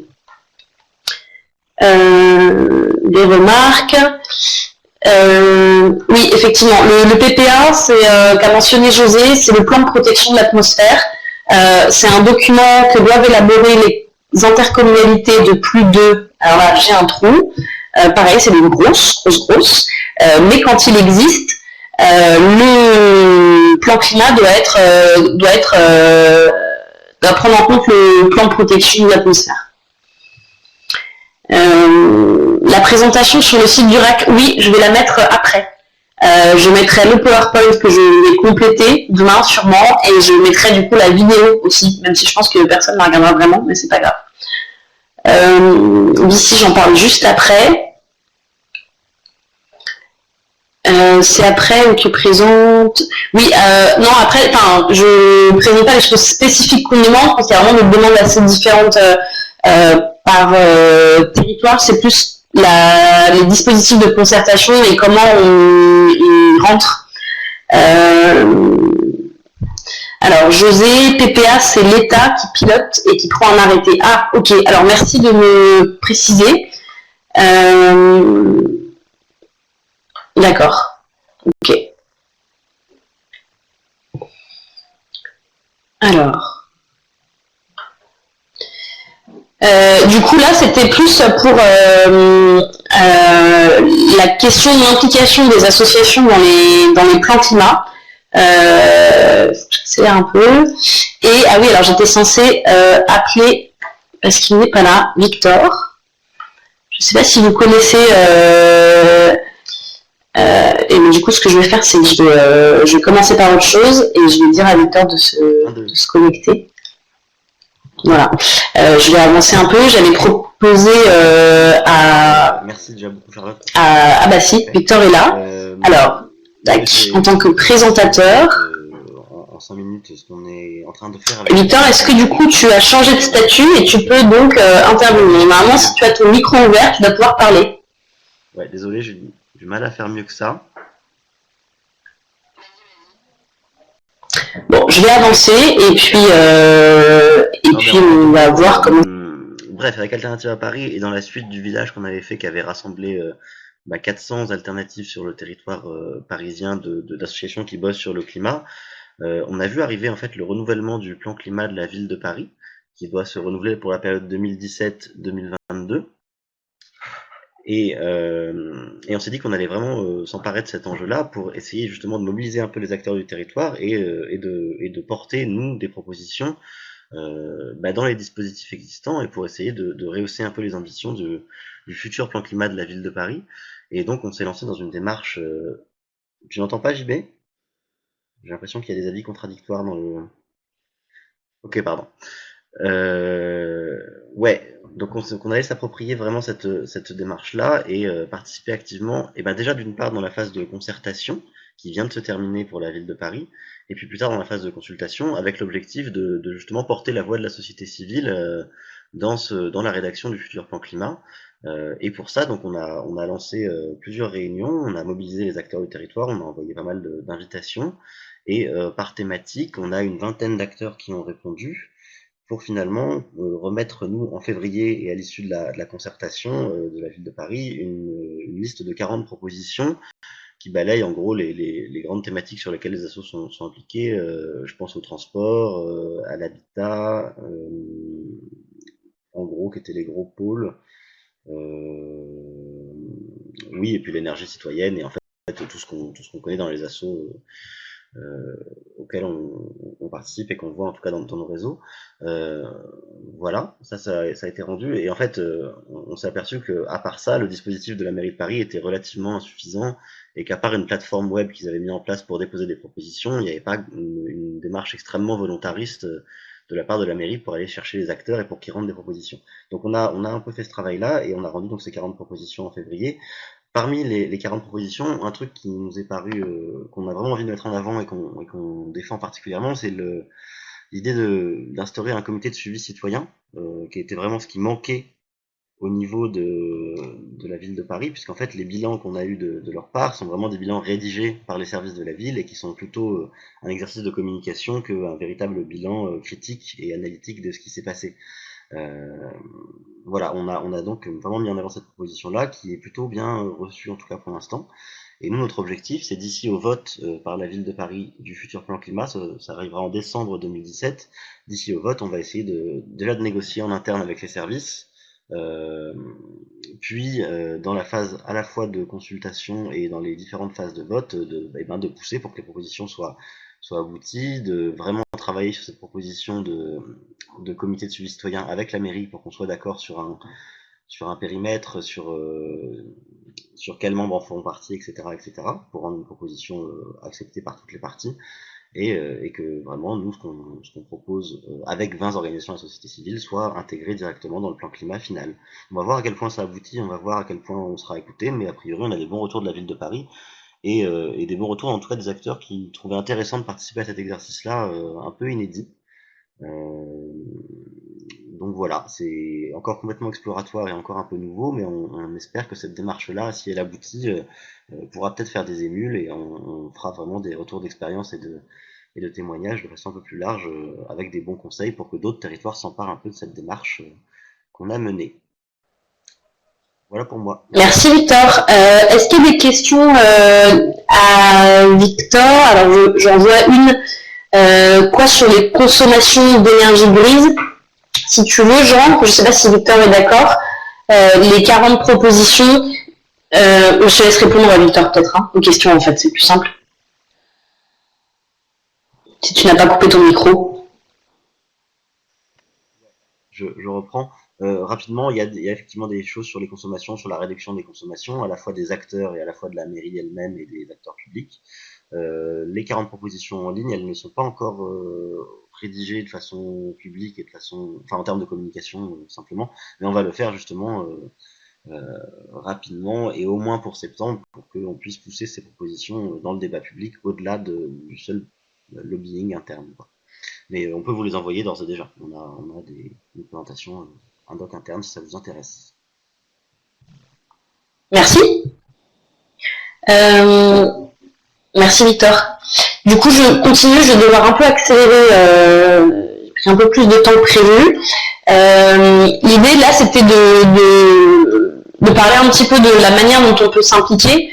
On a certains territoires où il y a une concertation qui est prévue. C'est-à-dire qu'on a des espaces de concertation qui sont ouverts parce que le plan climat prévoit de la concertation, un agenda 21, lorsqu'il existe, prévoit de la concertation. C'est le cas dans d'autres documents d'urbanisme. Ce sont des espaces qui existent, dont les dispositifs ne sont pas toujours très bien mis en place. On peut toujours, effectivement, souvent critiquer la qualité du travail ensemble. Toujours est-il que c'est des espaces dont on peut se saisir, dans lesquels on peut intervenir. Selon les territoires, ces instances, elles ont des noms très très différents. Enfin, il y a des instances qui existent d'ores et déjà, à nouveau sur l'existant, dans lesquelles les associations sont légitimes à intervenir, qui ont des noms un petit peu différents selon les territoires. Ça peut être des conseils de la transition, des conseils de développement. À nouveau, chaque collectivité fait ce qu'elle souhaite. C'était juste pour vous rappeler que, en plus d'avoir des documents qui nécessitent un travail avec la société civile, on a aussi parfois des instances de dialogue qui peuvent embrasser plusieurs types de documents qui existent aussi et dans lesquels on peut demander à être inclus. Autre chose, parfois, les élus qui suivent les dossiers énergie, climat ou environnement, si vous n'arrivez pas forcément à les saisir, vous pouvez éventuellement essayer de saisir, lorsqu'ils existent, des élus à la démocratie participative. Il y en a de plus en plus, dans de plus en plus de collectivités, qui eux, du coup, sont censés faire en sorte qu'il y ait des dispositifs un peu innovants pour faire participer les associations. Et parfois, c'est assez intéressant de passer par ces élus-là quand on n'arrive pas à obtenir une implication de nos associations dans les démarches environnementales en étant passé par les classiques élus sur les questions d'environnement. Désolé, je vais aller un peu vite, mais juste concertation, parce que des fois ça ne veut pas forcément dire grand-chose. Il y a tout un tas de choses différentes qui vont de la simple information avec des documents qui vont arriver dans vos boîtes aux lettres à une réelle coproduction, voire codécision entre la collectivité et les associations. Nous, je pense que ce qu'on attend, c'est le niveau le plus élevé possible de participation à la décision de la politique publique en matière de climat. D'une, parce qu'on y porte des messages parmi ceux que j'ai donnés en exemple au tout début de la présentation, sur des ambitions 100% renouvelables, sur des exemples de mesures liées au transport, à l'agriculture, etc., que vous retrouvez au début de la présentation ou dans les documents dont j'ai mis les liens. Et on est légitime à porter ces mesures-là et à tenter de travailler avec la collectivité. C'est juste pour vous, voilà, effectivement, nous on est aussi sur une coproduction. La codécision dans les plans climat, ça n'existe pas vraiment. On reste sur une décision des élus. C'est plutôt pour d'autres types de projets que des plans climat. Ça va être sur des trucs un peu plus locaux, sur des zones plus petites, sur des quartiers, des immeubles, des choses comme ça. Voilà, c'est juste pour pas se mélanger les pinceaux et pas se faire non plus entre guillemets flouter quand on parle de dispositifs de concertation. C'est ce que disait tout à l'heure un petit peu Victor, c'est-à-dire que la mairie a parlé de concertation. La réalité, c'est que c'était une plateforme de consultation qui a été mise en place, une plateforme en ligne où les gens ont écrit ce qu'ils ont voulu, puis on ne sait pas ce que la mairie en fait derrière. Voilà, il y a tout un tas il y a un degré différent d'implication. Juste pour revenir sur cette diapo-là, quand on n'a pas d'espace existant dans lesquels on peut s'impliquer en tant qu'asso, ou d'instances existantes dans lesquelles demander à être impliqué, on peut quand même demander des espaces. L'idée, ça va être vraiment de gagner en légitimité, et ça, c'est pour nous parfois une difficulté en tant qu'association. Comment on devient un peu incontournable sur la construction des politiques publiques et comment on crée un peu le rapport de force qui fait que demain, les élus et les techniciens vont systématiquement penser à nous dès qu'il s'agira d'une politique publique en lien avec le climat. Et j'y reviens un petit peu après, mais je fais déjà un petit peu le lien. Je vous invite à une formation dédiée à ça, qu'on réalise notamment cet été avec Alternativa, ALV, les annulateurs, mais j'y reviens juste après. Pour ça, en tant qu'association, il faut qu'on s'interroge sur notre historique, qu'est-ce qu'on a déjà fait comme action, quels sont nos membres, Est-ce qu'on est suffisamment nombreux pour s'impliquer et aller porter des mesures? Quelle expertise on a? Est-ce qu'on va être une asso technique et avec une volonté de participer sur des éléments de diagnostic? Est-ce qu'on n'a peut-être pas forcément des compétences extrêmement techniques, mais par contre on a une très bonne vision des politiques publiques climat, et donc du coup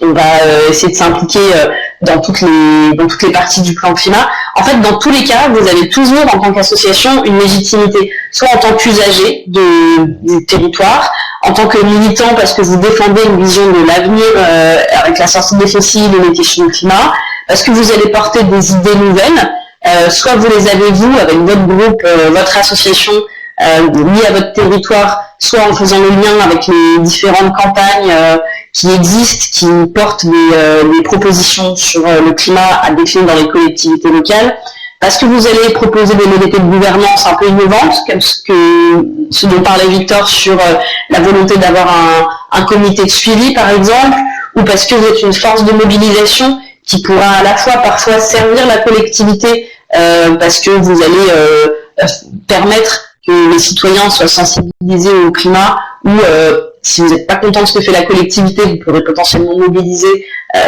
sur le climat pour montrer que la collectivité n'en fait pas assez. Dans tous les cas, il y a une légitimité à construire et à montrer aux élus et aux chargés de mission pour soit intégrer une concertation existante ou demander sa création. Sur le cas du plan climat, elle existe, donc il faut y aller. La difficulté, ce sera des processus de concertation peut-être pas assez ambitieux, qui vous proposeront juste de faire des propositions, d'être informés et pas vraiment de coproduire. Sur les questions de plaidoyer, mais là en fait au vu des noms des gens qui sont connectés, je pense pas que ça va pas vraiment le coup. J'avais juste un peu listé les différents types d'actions que vous pouvez faire, de la réunion avec votre élu, à l'utilisation des médias, des courriers, des pétitions, des manifestes et autres réunions publiques, qui vont être à conjuguer selon votre association avec des actions directes, des mobilisations des militants et ou du grand public. Je fais le lien ici avec... ah bah non, c'est pas cette diapo, pardon. Ah, j'ai un bug de diapo. Voilà, c'était juste pour dire que sur le plaidoyer que vous allez faire en matière de climat, vous allez avoir tout un tas d'outils à activer. Et c'est pas parce qu'on est sur un document qui peut paraître parfois un peu technique qu'on peut pas le conjuguer avec des actions beaucoup plus grand public, beaucoup plus mobilisantes, etc., etc. Par exemple, on fera le lien tout à l'heure, mais les villages des alternatives qui eux peuvent aussi parler de plan climat. Alors peut-être qu'on évitera de parler trop d'acronymes et qu'on essaiera de simplifier un peu le discours pour le rendre un peu plus sexy entre guillemets. Voilà, c'est juste pour faire le lien avec un peu un travail qui va pouvoir se faire en off avec les élus et les services, et un travail qui va se faire de manière plus visible. Qu'est-ce que j'ai mis là? Oui, alors là c'était pareil pour les assos qui connaissent pas forcément toujours les questions de collectivité, mais à nouveau regardez-nous, je pense que je vais accélérer, notamment sur les différentes phases d'élaboration de politique publique, notamment dans un plan climat, entre le moment de la déclaration de la collectivité qui dit je vais faire un plan climat et la révision du plan climat dans quelques années, vous allez avoir tout un tas de moments où on peut réintervenir et réajuster. Et faut pas qu'en tant qu'association on se fasse mettre sur le banc et qu'on nous fasse attendre plusieurs années pour intervenir, c'est relativement faux. La durée de mise en œuvre, de suivi et évaluation, les ajustements de politique publique, ça se fait un petit peu au fil de l'eau, donc on n'a pas forcément besoin d'attendre la prochaine programmation pour agir. Et le premier bloc, je l'avais mis là parce que c'était juste au-delà de l'aspect purement du plan climat, au-delà du programme d'action, etc. Les budgets publics, par exemple, sont aussi des moments où, en tant qu'association, on peut potentiellement intervenir. C'est aussi une politique publique, le fait de flécher un budget, de réaliser d'autres documents stratégiques comme ce qu'on disait tout à l'heure, des plans locaux d'urbanisme, des schémas de cohérence territoriale. C'est juste pour faire le lien avec le fait qu'on a plein de politiques publiques différentes qui vont avoir lieu sur le terrain, et on peut cibler que le plan climat, ou à l'inverse, essayer de cibler plusieurs docs dans lesquels on va retrouver du climat et de l'énergie. Juste pour que vos propositions et vos mesures soient réellement ancrées dans les politiques publiques, je vous conseille de demander à faire adopter des délibérations en conseil municipal, par exemple, afin qu'il y ait vraiment des engagements écrits noir sur blanc et que vous puissiez, vous, en tant qu'association, régulièrement retourner voir vos élus en disant mais vous aviez pris un engagement, il y a eu une délibération du conseil municipal sur tel ou tel sujet. Alors certes, ça n'a pas forcément une valeur réglementaire, pour autant c'est un argument de poids et un outil de plaidoyer assez important que de rappeler régulièrement les engagements pris en vote à l'ensemble du conseil municipal ou du conseil intercommunal. Le lien avec ce que Victor disait tout à l'heure, le fait d'avoir des propositions en matière de gouvernance, par exemple, d'avoir un comité de suivi qui soit citoyen et élu ou autre, n'importe quel type de comité mixte, ça permet à l'association de s'assurer une participation au plan climat en l'occurrence, mais tout au long de la vie du document, et donc de pouvoir être présent tout le temps et réajuster les mesures, et de ne pas être là une fois tous les 6 ans pour faire des propositions en termes d'action. Voilà, c'est essayer de s'ancrer un peu dans la durée. Alors là, je vous ai juste mis ça pour vous donner envie de venir cet été. Juste ce que vous disiez tout à l'heure sur la question de comment, en tant qu'association, on va réfléchir stratégiquement pour essayer de créer sa légitimité, de s'impliquer du coup dans les plans climat, mais en étant reconnu comme un acteur incontournable par les élus.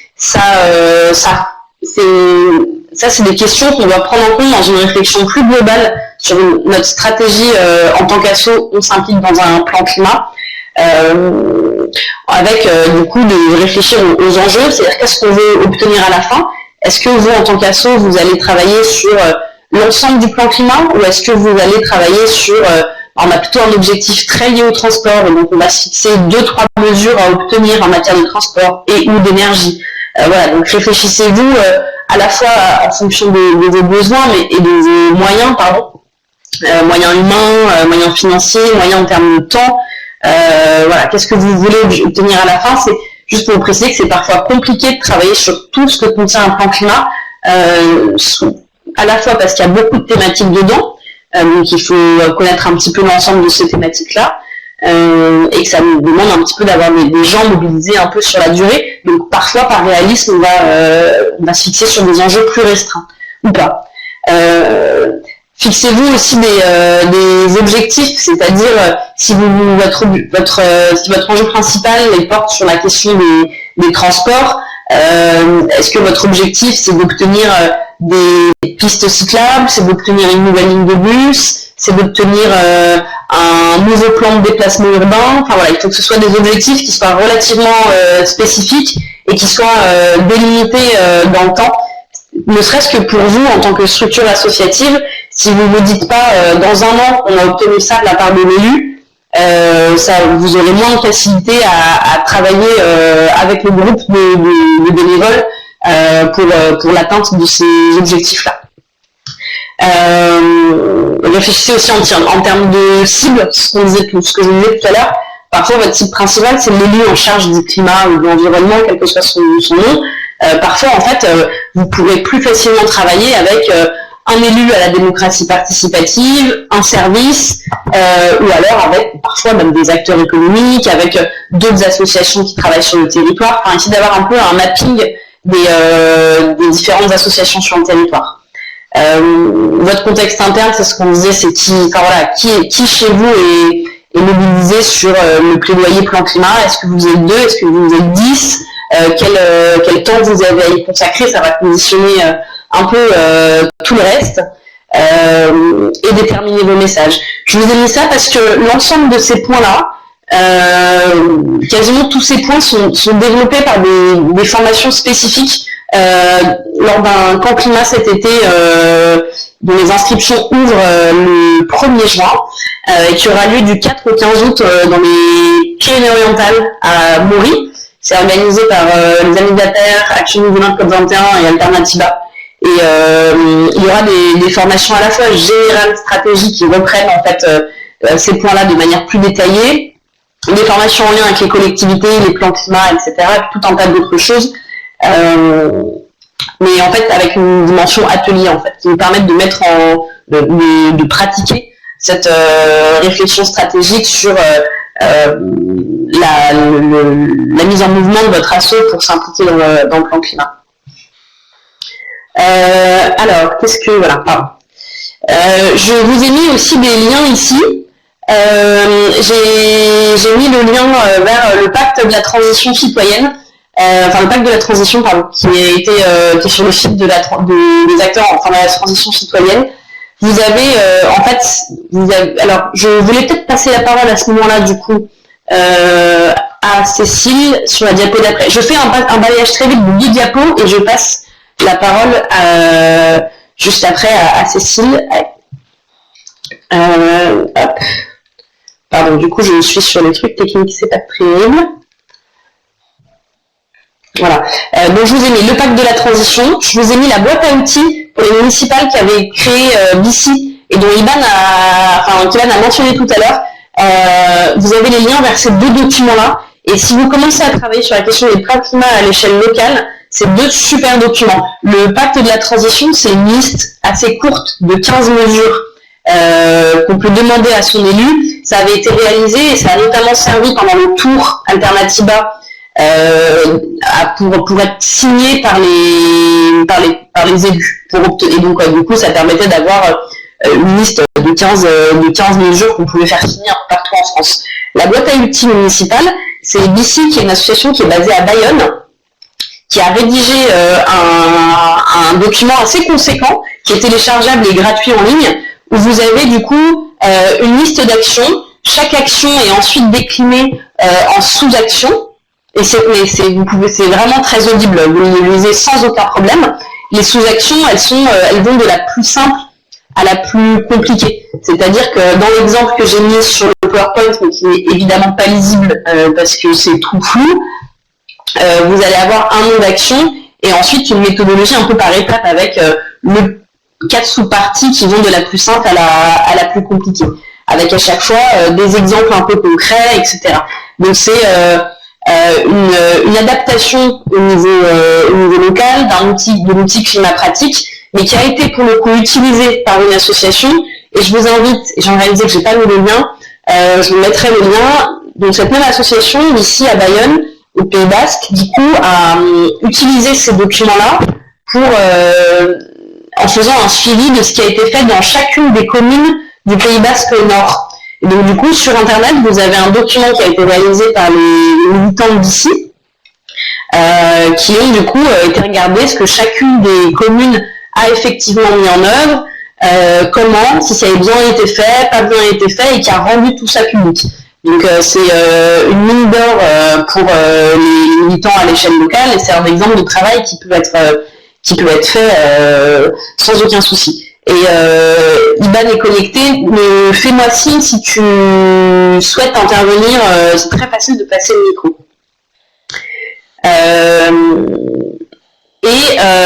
Je voulais aussi vous mettre le lien, et si j'arrive à mettre Cécile en tant que présentateur, voilà, je voudrais pouvoir passer le micro à Cécile pour qu'elle vous parle un peu plus du défi des alternatives. Est-ce que Cécile, tu nous entends? Ouais, voilà, ouais. Merci Iban.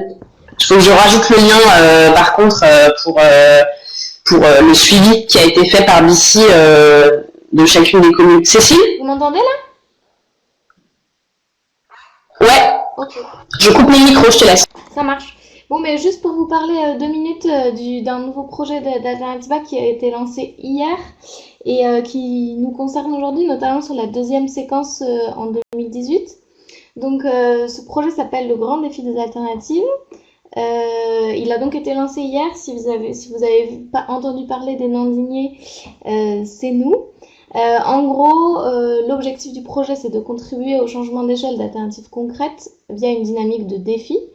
Du coup, l'idée, c'est là, pendant 200 jours, de lancer un défi donc à notre communauté, d'atteindre des objectifs liés à des actions concrètes sur différentes thématiques.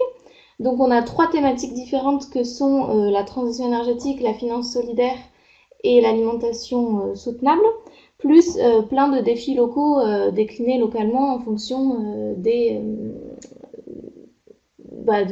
mobilisations locales et des chantiers que les groupes ont et de leurs spécificités locales.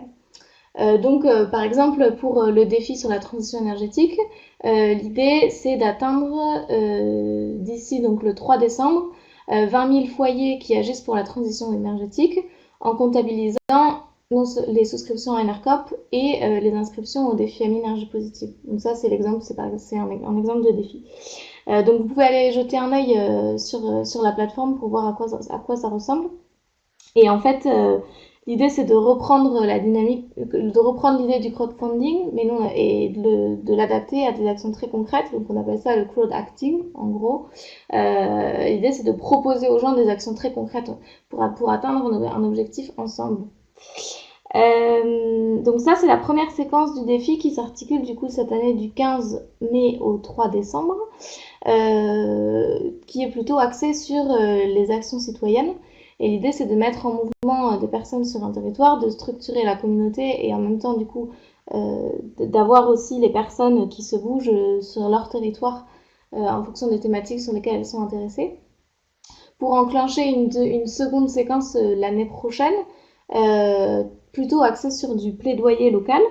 Et du coup, l'idée, c'est de transformer ces défis en défi à lancer aux collectivités. Et donc, du coup, exercer une dynamique de pression citoyenne en 2018 pour que les collectivités contribuent aussi à faire changer les alternatives d'échelle. Donc, c'est un peu reprendre les actions qui étaient listées dans le collectif pour une transition citoyenne, dans le pacte pour une transition citoyenne.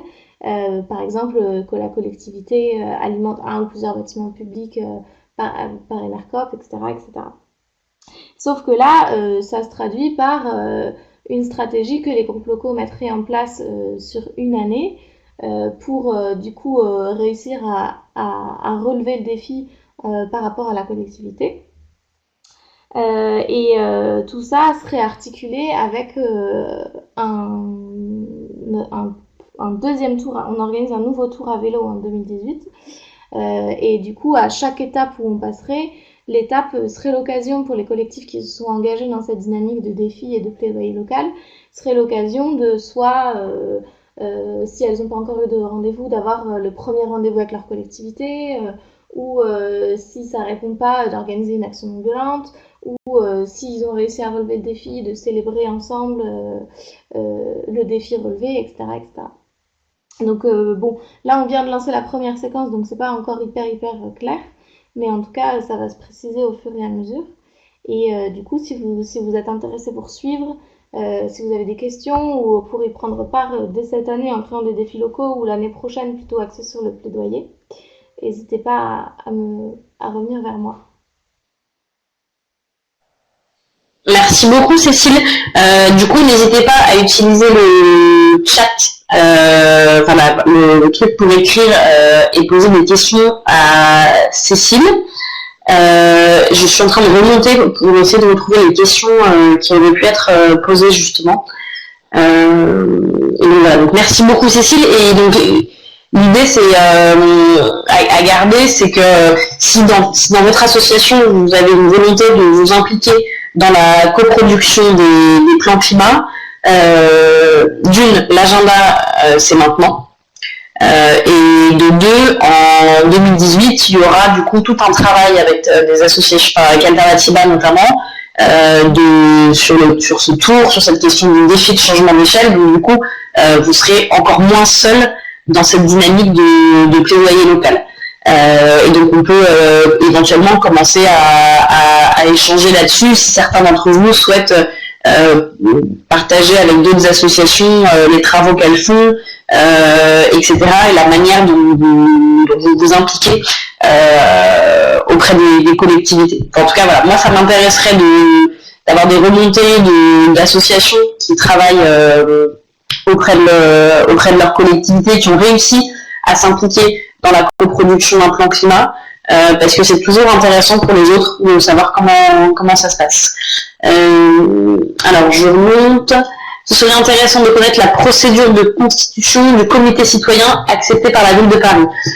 Oui, et ben écoute, sans vouloir m'avancer, à part si Victor, tu peux découper ton micro et répondre, mais comme c'est pas encore fait, par contre, je propose qu'on partage éventuellement cette information-là quand elle existera, parce que ça fait aussi partie, je trouve, des retours d'expérience intéressants pour les autres associations, de savoir qu'est-ce que la mairie a accepté, comment elle l'a constitué, avec qui, etc. Irène, certaines actions ne risquent pas de mettre en trop mauvaise posture l'association. Ça, à nouveau, y a pas de raison qu'il y ait une mauvaise posture. On est toujours dans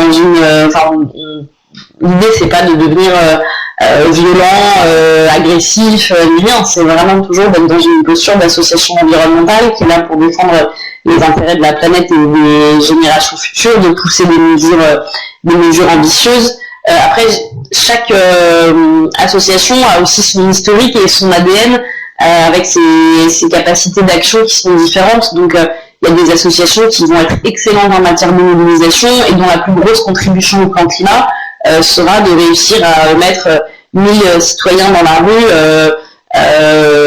qui vont porter chacun des actions sur le climat. Pour d'autres, ce sera une connaissance technique assez pointue qui fera qu'il y aura 3-4 experts de l'association qui vont participer au diagnostic ou au plan climat. Ça, c'est en fonction de chacune d'entre vous de trouver les meilleurs moyens d'action en fonction de la réalité de votre association. Il n'y a pas vraiment de raison, ça vous met en mauvaise posture. L'idée étant de ne pas couper le dialogue avec la collectivité, sauf si la collectivité vraiment se fout de nous, mais plus on conserve le lien avec les équipes techniques et élus de la collectivité, plus on conserve le moyen de faire passer nos idées, nos actions, etc. etc. Le village alternatif à Paris 2017 aura un fil rouge sur comment agir et faire agir la ville sur le climat par thématique. D'accord, merci pour cette info. José, proposition d'intégrer la gouvernance de suivi dans le texte même du PCAET. Alors oui, c'est pas le cas aujourd'hui. Et du coup, je rebondis un petit peu sur ce que tu dis, parce que ça me fait penser à autre chose, mais je crois que José est parti. Mais je rebondis sur ce qu'elle disait. Si aujourd'hui le texte réglementaire n'impose pas un suivi partagé avec les associations, la société civile, etc., elle dit qu'il faut faire un processus concerté, mais on ne dit pas comment.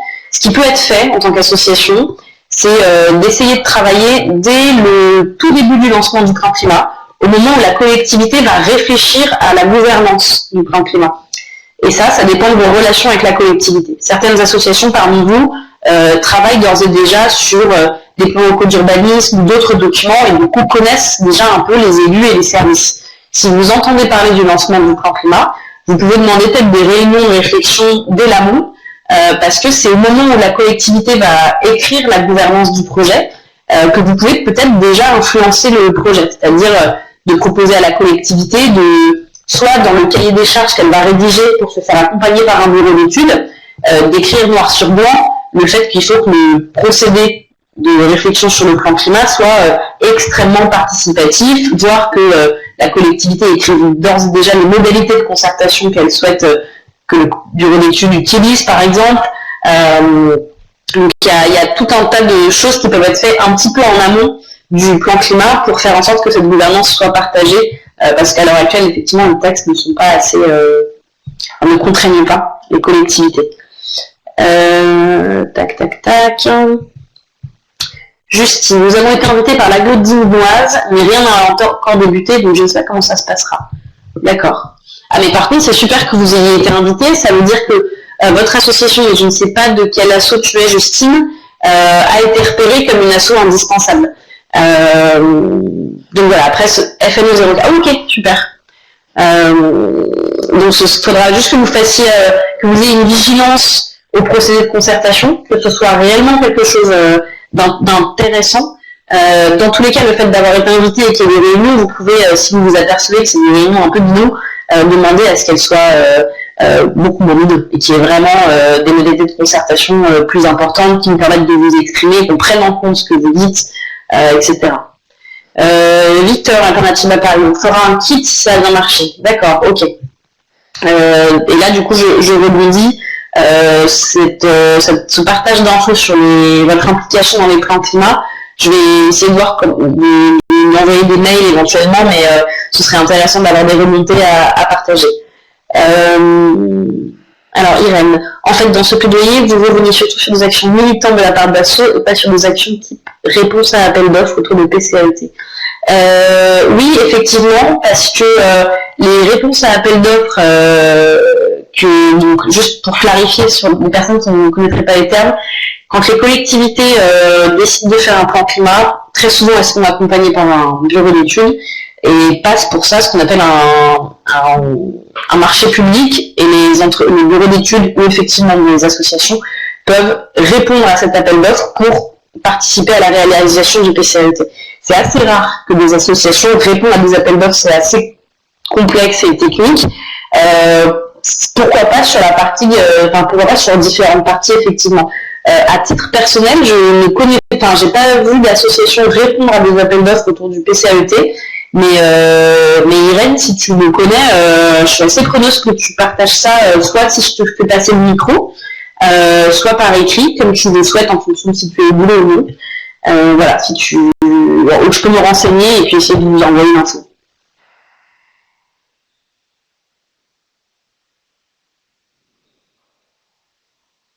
Pardon, je laisse Irène. Ah d'accord, ok. Ouais, ok. Donc Espul, qui est une association qui est basée à Lyon, si je ne dis pas de bêtises. C'est ça, oui, ok. Est-ce que tu veux que je te passe le micro ou c'était plutôt une question et t'as pas forcément d'éléments à ce jour à partager? Ok, question. Bon, écoute, je vais essayer de me renseigner parce que c'est possible techniquement parlant. Il y a rien qui empêche une association loi 1901 de répondre à un appel d'offres. Ça s'est déjà vu, mais en groupement. Enfin, en tout cas, ça s'est déjà vu. J'ai déjà vu, parce que je ne connais pas du tout, sur des groupements où du coup il y avait un bureau d'études techniques avec une association locale qui s'occupe soit de la partie gouvernance, mobilisation et ou technique si l'association est technique.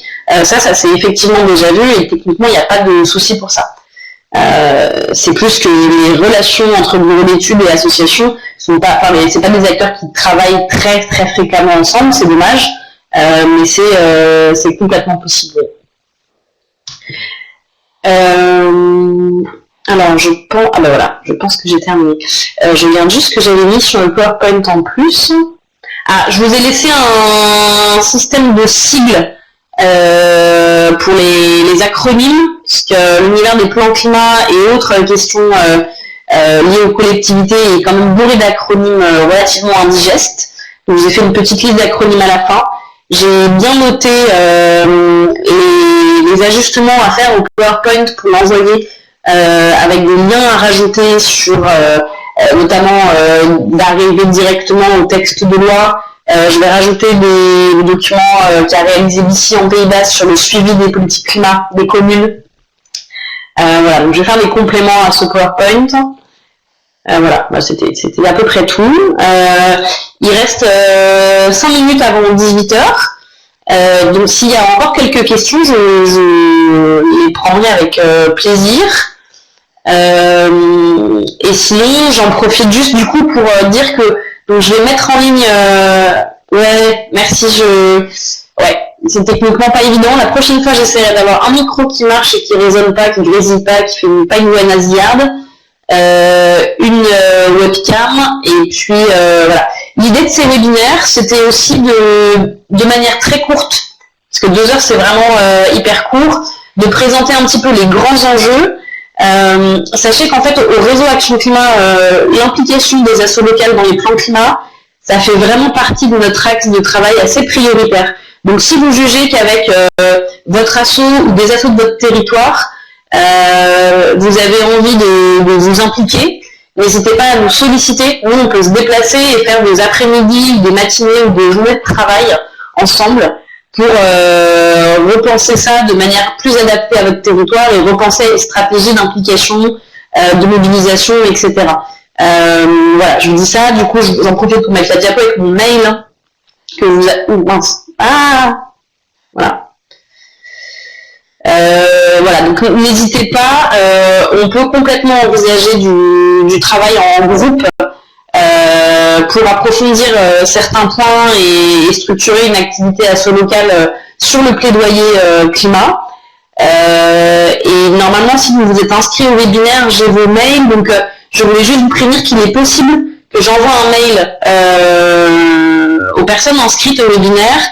Je ne vais pas vous harceler, c'est promis, mais juste pour éventuellement avoir des remontées d'infos de ce qui se passe sur vos territoires. Donc si vous n'avez rien à me remonter, vous ne me répondez pas, je ne serai pas vexée.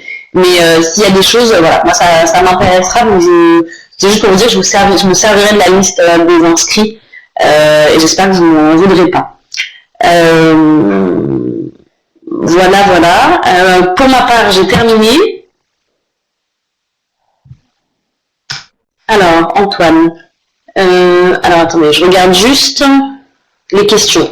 Alors.